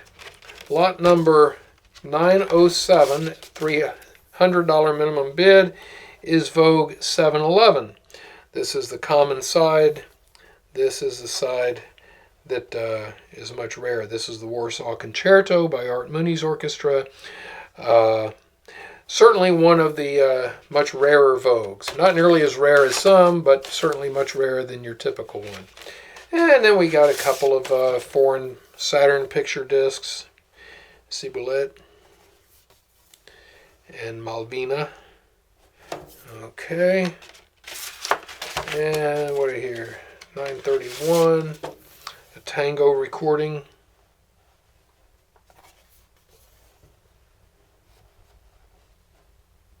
Okay. All right. So that takes care of the small and 10-inch size picture records. Now we're going to look at a couple of other things here which are pretty cool. You may have encountered one of these in the past. This is a Disneyland set in its original open envelope. It's got a couple little tab tears here from trying to get this thing open. This is an uncut, unplayed, unused set. Look at that. So you've got these records that you would separate the dotted lines and play them on your little machine at home. Look at that. So this is kind of like a tour guide to the Magic Kingdom. So what do we have here? We've got Introduction, then we've got Tomorrowland, and we've got Fantasyland, Frontierland, and Adventureland, with a map of the park at the bottom. So very, very cool. Published by Mattel and never destroyed by a child. Well, except for the envelope part. And here we have, and that was probably done by an adult, by the way, but certainly nobody in our place, right? Right. All right, so here we have the Mickey Mouse Club. Same kind of an idea. One is Disneyland, here is Mickey Mouse Club. Also unused, unsullied. Nope, upside down this time. Let's go, here we go. All right.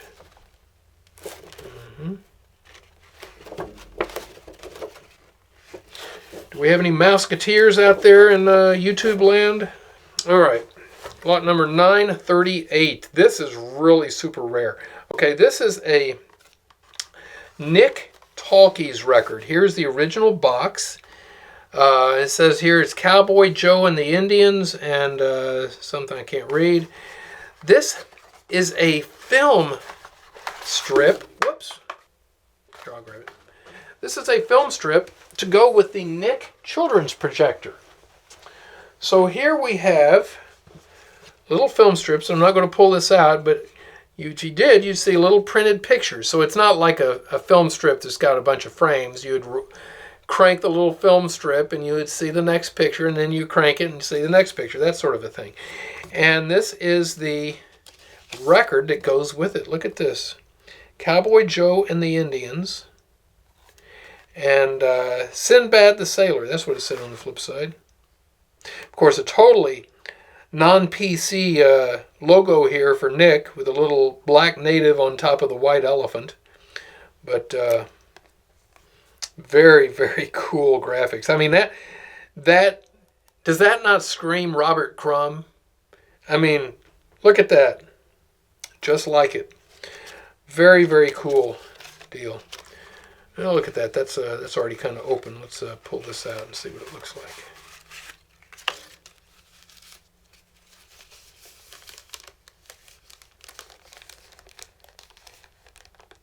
Yeah, it tells a story. It's interesting. It's got two tracks. This would project up on a screen. When I first looked at it, I just thought it was paper, but no, this is actually see-through paper, and you would be able to use your projector, project that up, and apparently it's got two different tracks. So, okay. Well, let's see here. What's that? This is all right. So this is Cowboy Joe. This is the Sinbad. So I guess you no. I'm learning along with you guys. So we've got the same thing on both tracks. What have we got? Stereo here? No, we've got, look, this design is different. This is the same. The same words. A cruel king killed a wife each day. Anyway, I don't know what that's all about. If you got a Nick projector, though, this is your big opportunity to pick up a disc and a couple of films for it. Cool stuff. All right. And that brings us to the end of our picture records that we want to show here on the highlight reel. I'm going to put all this stuff away, grab our next cart, and we will come right back. Okay, we got all our records put up from the shelves. New cart of stuff over here to get into. So as before, in pulling things out, I ran across a couple of things I could have shown earlier.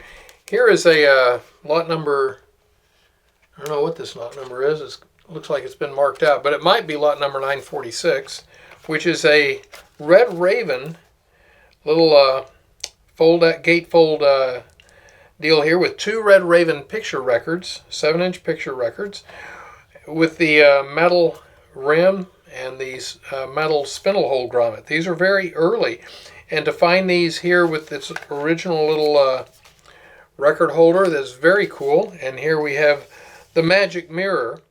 You would put this mirror on top of one of these records, and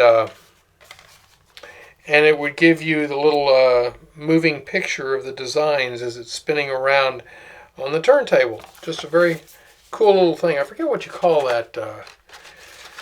that scientific device that does that. I don't know, troposcope or something along those lines. I don't know. Whatever it is, that's what it is. This is lot number 897. This is the Look and Listen set of wild animals. Again, you would separate these, punch out the spindles, and be able to play those records on your turntable. Get those out of the way. Now, we're going to move into our special pressing section. This is a section unlike others that we've done in recent catalogs. These are not specifically any particular label or record company. This is just a mishmash of special pressings.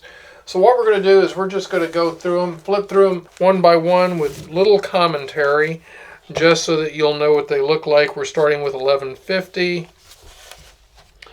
1151, the Kempinski Trio. We played that. In fact, I think we played both of those on the Bitter Request show. Some really interesting stuff in here.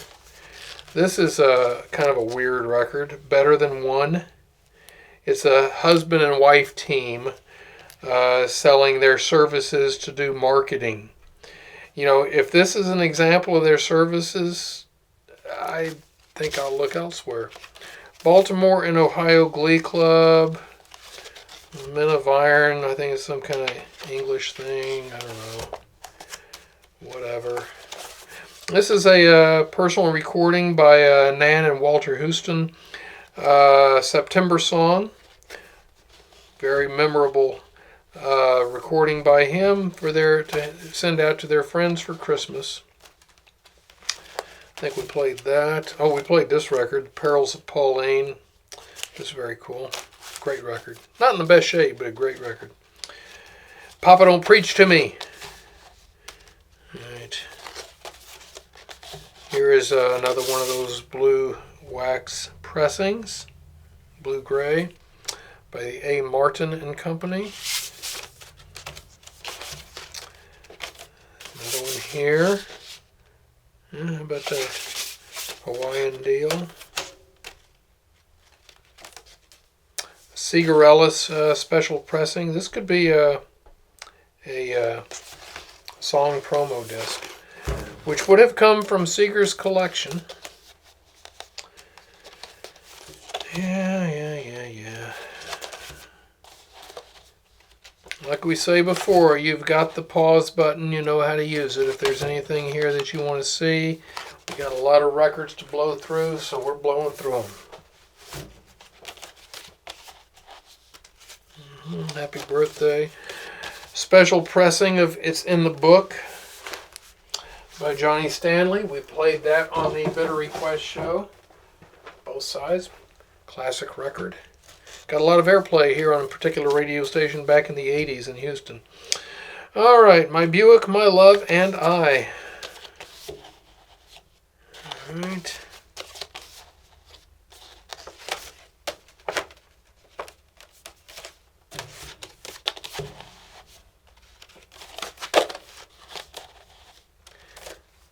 Some of these you may have seen.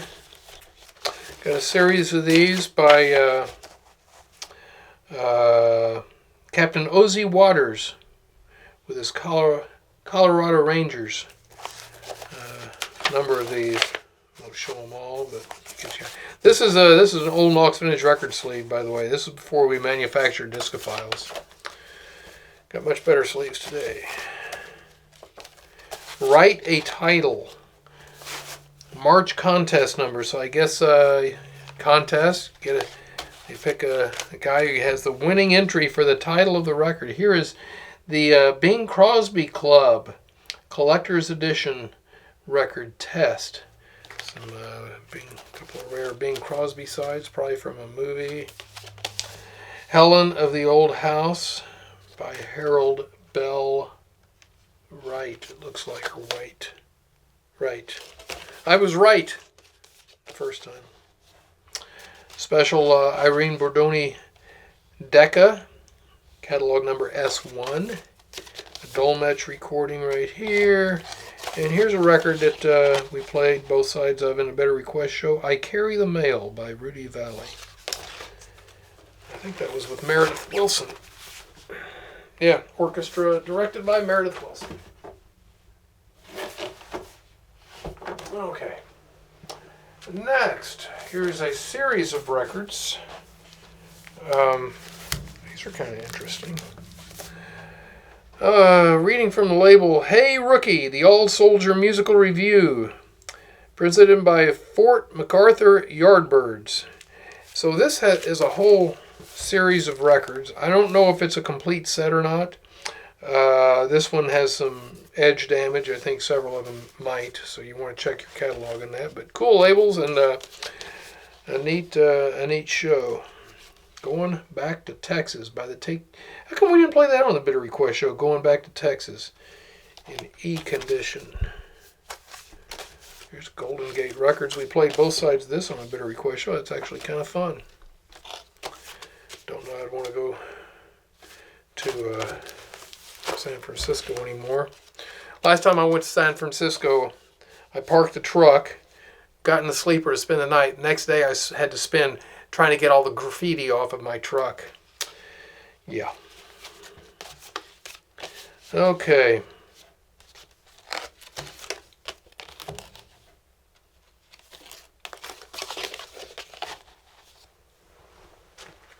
You think I'm giving them enough time to hit the pause button, Raquel? Maybe. Well, If they're quick. You gotta be quick. Pay attention.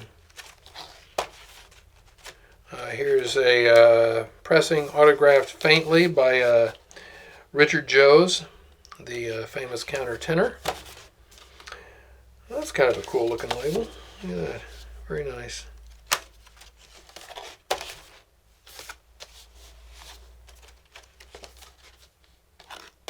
Lillian Severance, a tone poem.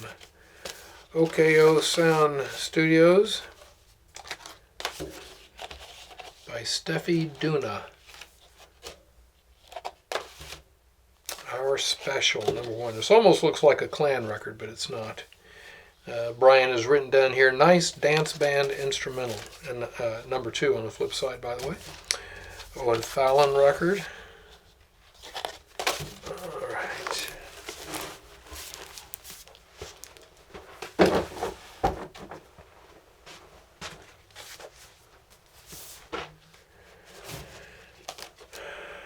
The Phantom Stewardess series.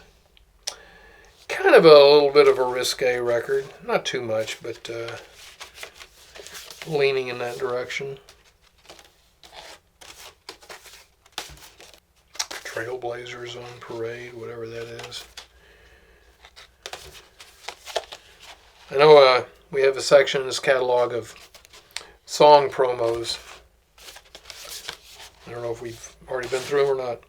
British War Relief, The Crocodile. Foxtrot, Strong Talk. I don't know what that's all about. Oh, this is kind of cool. We played this on a Bitter Request show. This is by Tommy Chambers, who was Fred Astaire's accompanist. And he's playing the Boogie Woogie dance routine. You can pull that up on YouTube. It's great. I think he's doing it with Rita Hayworth. And this is just an instrumental track which Astaire could practice his dance to. Here is Meredith Wilson. Orchestra with Dick Powell doing a Song of Mojave from a film.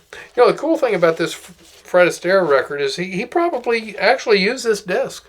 I mean, if you want something that, you know, Fred Astaire was actually handling, using, playing, it's kind of neat. The Swiss Echo Hackbrett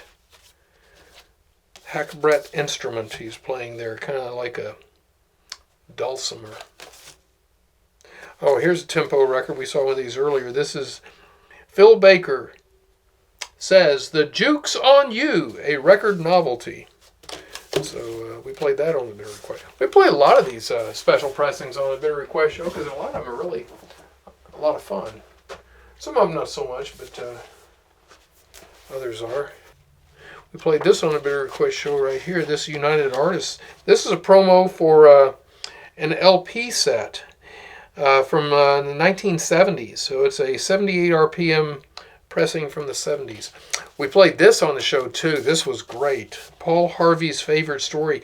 This was recorded and released in 1947, long before Paul Harvey's Rest of the Story series that many of us came to know and love, which he did for many years. But he was already doing this kind of stuff early in his broadcast career. That is the only copy of that record I've ever seen, and it tells the story of Glenn Cunningham. You really need to get the Bitter Request show and listen to that. Here is a Christmas pressing by Caruso, an RCA Victor special promo. Onward Pioneers. And look at this! Look at this! I don't even believe it! Wow!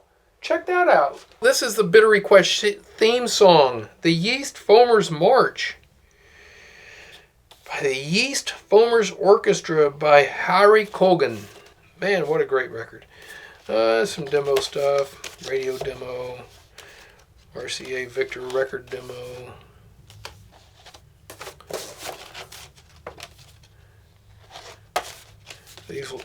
That looks like a song promo. This looks like a song promo. Here's some advertising things. We have gotten into the advertising section.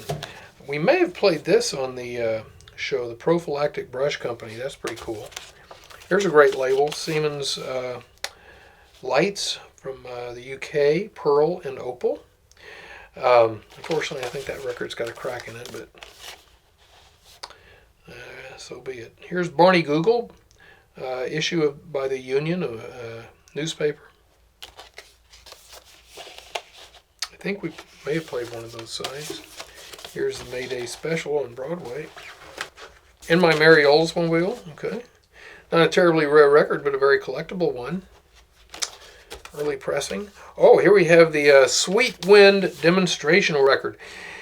You see the Sweet Wind instrument here, very technical and complex instrument, and being played on this, being flayed. It's actually being flayed on the record, more so, by Flip Phillips, with Woody Herman's band backing him. He does a pretty passable job on that little plastic toy. The Daily Mail Mystery Record, an English recording that was done as kind of a promo with its original sleeve. It's a pretty good chunk of change for being able to name all the artists. I wonder how many correct entries they had to pull from in order to do that, in order to award that prize. All right, hello world, doggone ya. This is KWKH to KWEA out of Louisiana. Yes, sir, that is a great record. We would have played that on the show, but we've played it before with Tasty Yeast Checkers, Pep, Vim, and Vigor.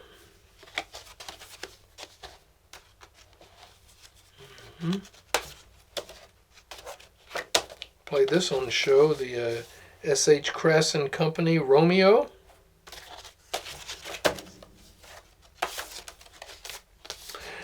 We have a section of Red Cross recordings, this being one of them. Anyway, we have a particular special Red Cross section in this particular catalog, so that's what that's all about. All right, we also have a whole series of these little Peter Pan records. They typically have, you know, different little designs on the labels. You probably remember those from your childhood. And these are all brand new. They come with original sleeves. Look at this. Little toot. Puff and toot. Puff and toot. There are probably people who are puffing and tooting in Colorado right now. I wouldn't know, but Kitty Concert Curtain. So this is a children's record, early disc from the 1920s. We also have a series of these that are basically brand new recordings. These are records all with their original sleeves. It was a particular series that Victor did of folk music. And they all have sleeves that are basically like this, for folk dancing. And the records come in, I think, 3 different varieties. So you see that kind of blue one. They also came with the colored dog and this yellow one. So if you're into folk dancing, you have an opportunity to pick up almost a complete set of that series in this catalog. All right. Getting into some test pressing stuff. I have a number of these. Here's Henry Witter. Is that the wreck of the old 97? No.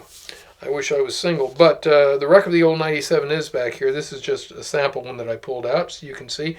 It's interesting to see test pressing labels, because sometimes you run across a label and you don't know who or what it is, but just from the label design sometimes you can figure it out. So this is one from OK, from 1926 it says there. We have several Leo Slezak tests. They all look like this one, with a stamped 1928 date on it. This is a Victor Talking Machine test from 1904. And here's one from 1906 by McCormick and Samarco duet. Here is a gramophone test from 1913. A Victor test by Shaliapin from 1915, it looks like. Looks like an earlier label, though, than 1915. Not too sure about that. You can look it up at home. All right, Benny Goodman test. Shellac test with the, here's the RCA Victor spiderweb backplate we referenced earlier. This is an issued test. It's not unissued. I have a number of these. This is Earl Hines, Piano Man. It says here, RCA Victor transfers. We've got several of those in the auction. There's another one by him, Swinging on C. We'll put those aside for you, Raquel. Sometimes we have labels like that. We want to put something inside the sleeve to keep the label from tearing if you pull it out from the shelves. This is a Williams Cotton Club Orchestra Charlie two-step on a, it's of course a U.S. pressing on a Gramophone Company test label from 1932. Collegiate Blues. Victor label.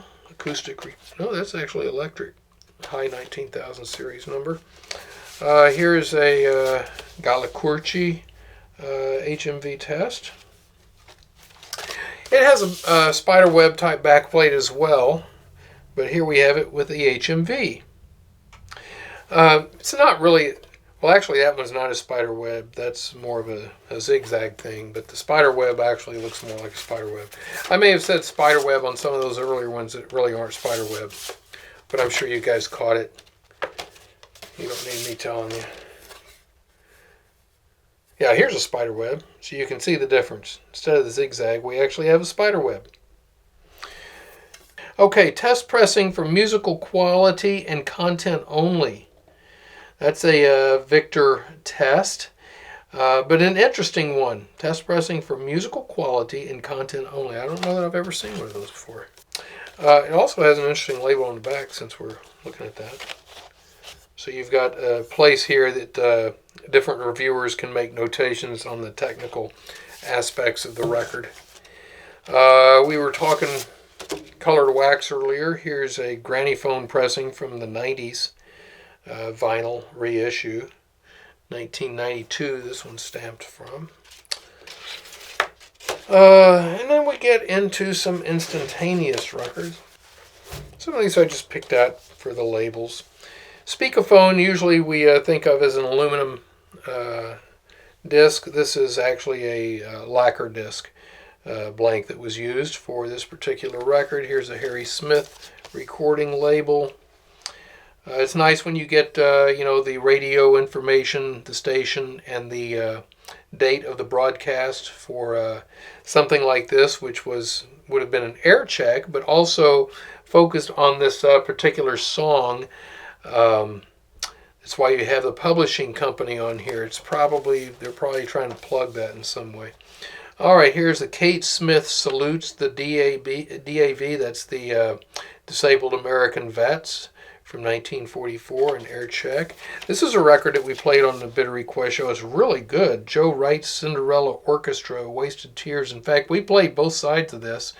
One side during the show, and I think another side in the bonus hour. It was just too good to let go. Here's another of those blue wax, this time by McGregor and Solly in California. Kinky Head. Of course, you couldn't play Kinky Head today, or I guess maybe you could call it something else. But another, this is a real royal deep blue McGregor. These McGregor discs that were used for radio broadcasting, just single-sided 78s, but were never commercially issued. Man, there is some great stuff on these. It is so good, 1930s dance band and pop vocal type material. I got a whole run of them back there. I don't want to let them go until I record them. They're just so good. Fritz Kreisler, all right, at a dinner tendered to him at the Ritz-Carlton, 1950, on the eve of his 75th birthday. That is a 2-record set here. We played this on the show. Warden Clinton T. Duffy and Ted P. Stanich, Director of Music, present the San Quentin Prison Orchestra. So for those of you who collect prisoner records, you're going to want to add that to your collection. The Bruin Recording Company in Venice, California. The Maple Leaf Rag, 1899, by Scott Joplin, played by Bruin Campbell, as taught him by Scott Joplin in 1899. First white pianist to play it. That's pretty cool. I don't know if we played that record in the auction or in the show. If we didn't, it's because we played it in the previous show. And here's a Hawaiian recording featuring Lena Machado with her picture there on the top. Aloha. It's not Aloha Oi, it's Aloha Nui, it looks like. I'm not quite sure what the difference is, but anyway. Here is the first Red Cross recording in this particular section, lot number 1074, with a minimum bid of $50. I'm going to pull out another record from that series to show you. 12-inch record. Like I said, we have a Red Cross series. Red Cross in Columbia had a thing going on, and I'm not going to get into that. The story is in the catalog. You can read it for yourself. But here is another. So this is the third Red Cross record that we've seen in this auction, or in this video that's from the auction. This is a Columbia pressing, but it's not really talking about Columbia on the label at all. Red Cross Records from the Phillips Telegraph and Electric Novelty Company, Bridgeport, Connecticut. Columbia was based in Bridgeport. I have not been able to find anything about the Phillips Telegraph and Electric Novelty Company on the internet. Nothing. But Walter P. Phillips at this time was president of the Columbia Company, and had a very long and enduring relationship, not romantic, but professional relationship with Clara Barton, the founder of the American Red Cross. In fact, he joined her in 1881 in founding that institution and served on their board of directors for many years and was the American Red Cross secretary for 20 years. So he was very tied in with the Red Cross, really bought into their ideals and purpose, and was a staunch defender of Miss Barton, even when the board of directors was trying to oust her as president of the organization in the early 1900s. And in fact, that's what that early Columbia pressing was that I showed a moment ago, which had her set dedicated to Clara Barton with the cross on it. Anyway, again, story on that is in the catalog. All right, here is a very cool record, $2,500 minimum bid, lot number 1201. This is a test pressing, as you can see. It's all written in red ink, original writing on that from September 4th, 1902. It would have been my dad's birthday, but not 1902. This is a pattern label that they use for this test. This is actually the front cover of the Collector's Guide to Victor Records. So if you are really interested in Victor labels, this is your chance to pick up a very nice example of this very, very rare colored pattern label. Never used on an issued pressing. We played this record on the Bitter Request show, and even though it grades V-, it really plays very, very well. As those early Columbias and Victors do, which are from that early time period. They can look really chewed up, but man, what great recordings. All right, so here's something I pulled out. Doesn't really have much to show on the records, just some handwritten information, but it's a $500 set of 3 records. And Adolf Busch, violinist, playing the Sonata in D minor by Bach. Somebody's going to love to get their hands on that. That's another thing. It would have been fun to play on the show, but certainly not enough time for it. Here are some instantaneous recordings. I'm going to just pull one of these out. This is a set of 5. A little dusty. Could be cleaned off, but Roosevelt speeches. So this is Roosevelt. What does it say? Roosevelt War Talk from December 9th, 1941. The next one here is War Declaration. Yeah, some really, really cool recordings there. That set of 5 lacquer-coated discs, but very neat. And then here's lot number 1414. This is a set of 2, Roosevelt in Mexico. It looks like these are recorded on copper. They are not. That's just the color of the shellac, or the lacquer. Okay, here is an Eddie Cantor record. What is this all about? Okay, Toots. Not sure why I pulled this out, but there it is. 1934. Vitaphone presents Al Jolson. This is these are probably later dubs from films on these discs. It says Vitaphone presents. This is obviously not a Vitaphone record. This is a lacquer recording someone has made from a Vitaphone record. Vitaphones would have been recorded at 33 RPM, and that says 78. Okay. Let's move on to our soundtrack section. Boy, we got some great stuff in the soundtrack section. We did last catalog as well. Let's see what we have here this time around. I think this is going to be the last records for this particular video. I don't know, but here we have one of several recordings from the Desert Song, a very popular, famous operetta. Came out also as a film, as well as a stage production. And the film, or at least one of the versions of the film, was done on Vitaphone. And we have several reels of the Desert Song here.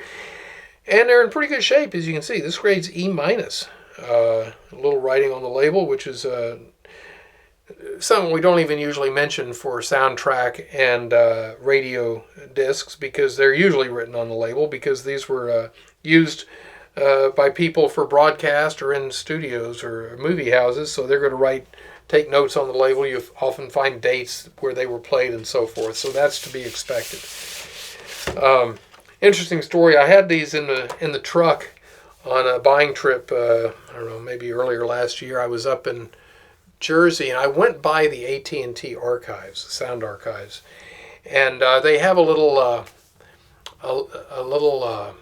don't even remember. I think it was in Nokia. AT&T archives have changed hands 2 or 3 times. I think it's maybe Nokia, but I could be wrong. I was in their building, and they have a really interesting little museum area. It's not large, but the stuff they have in there is amazing. They got a Vitaphone projector and turntable. there, and then they have the world's first, radio tube and some pretty significant things. But on the turntable that they have in the Vitaphone exhibit is a Desert Song disc, from the Vitaphone disc. I had one just like it in my truck. I mean, how many times does that happen? So that was kind of neat. All right, so here we have a soundtrack disc from Fox. This is the Will Rogers short. I don't know who Will is with. We actually played part of this in the Bitter Request show where they're singing together, but it's Will Rogers and some English gentleman on a bird hunt. So it's really an interesting thing. I've never heard Will Rogers sing before. Once you hear it, you'll understand why, as we found out. Didn't have much of a singing voice, but he was certainly quite a comedian and commentator. All around nice guy.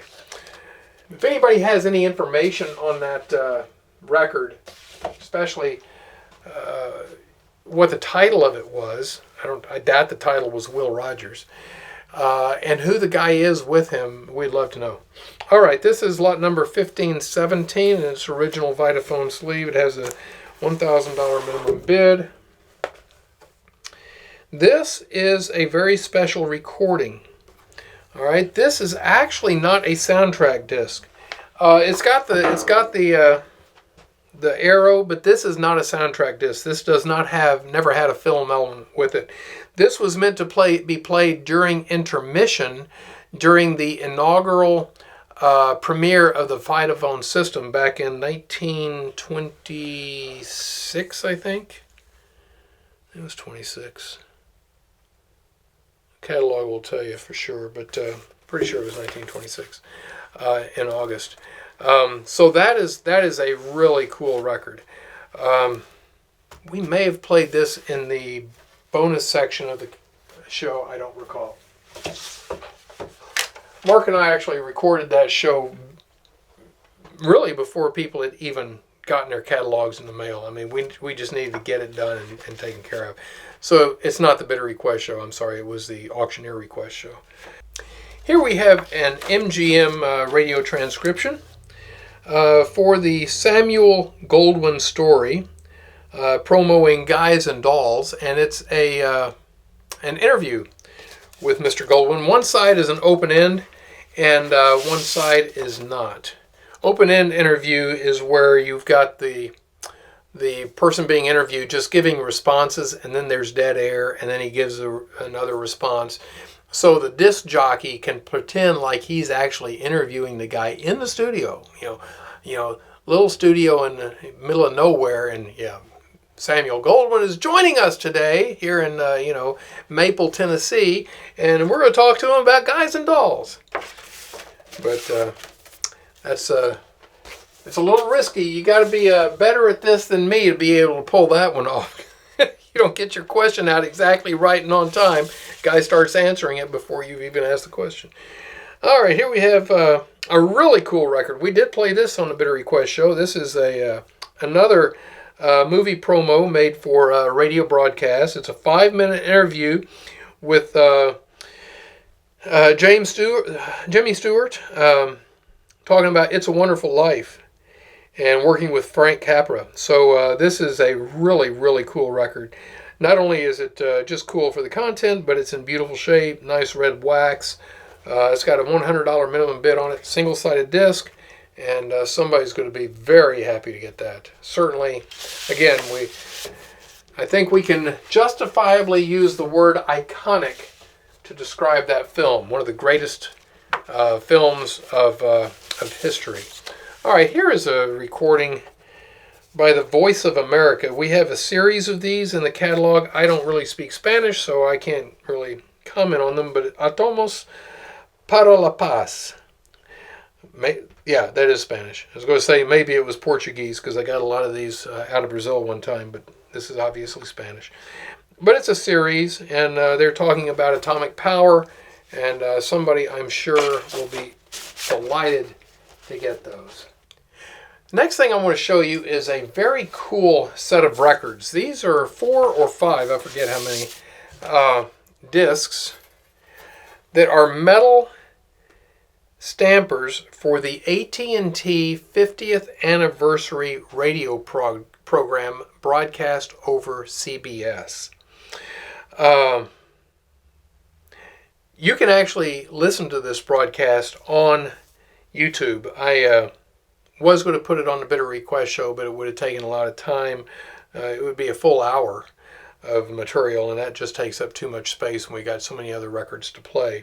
But it is out there if you want to listen to it.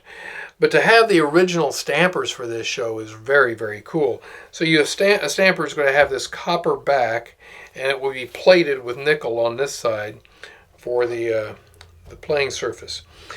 You're going to hear a number of very famous individuals on the show. You can get all the information about that out of the catalog. It's lot number 1687. I believe it's got a $500 minimum bid on it. But the thing I want to make note of here is the fact that this being a stamper is negative. It's not a positive. So that means if you were to try to play this, number one, you would have to turn it backwards in order to make your transfer. I guess you could play it backwards and then reverse it digitally. You could do that.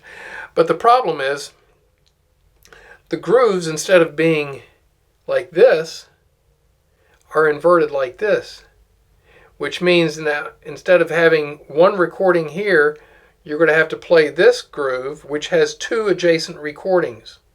So you're going to get crosstalk. You can flip right or left channel, which will pull that out to some degree, but not fully. So the way you would have to transfer this, if you want to do it right, is to use a bifurcated stylus that would ride on top of the groove. Very few people have those. Stanton once offered me all of their remaining bifurcated stylus that they had in inventory, and I turned them down because, they had like 20 of them. It's like, there's no way I'm going to sell all these things. Should have bought them, but water under the bridge, as they say. Okay. A couple more records, and then we will be done with this particular segment of the highlight reel videos. There we go. This is, we have a few shellac radio transcriptions in the catalog, this being one of them.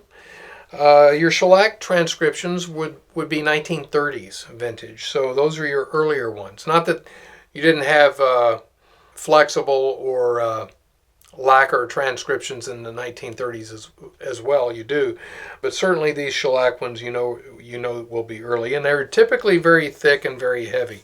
Decca pressed some that were very thin, very fragile, but this is not as thin as that. So here we have Shandu the Magician, episode number 9. Just wanted to show you what that might look like if you are unfamiliar with shellac radio transcriptions, something that you want to keep an eye out for. We actually have a pretty good number of these coming up in the next couple of catalogs. Picked up an amazing collection of 1930s transcriptions. When I say amazing, I'm talking 1,000 or 2,000. So we'll see what treasures await from that haul. All right, the last 16-inch transcription I want to show you is lot number 1737. I just want to show you because it's a nice blue recording. Dial Finance with Gabriel Heater. All right, so this looks like it's just some radio spots, short, 10 or 15 second spots on each side. So, since we are featuring colored wax recordings in the auction, we looked at that one. All right, looks like we only have 2 more records, but these are goodies. These are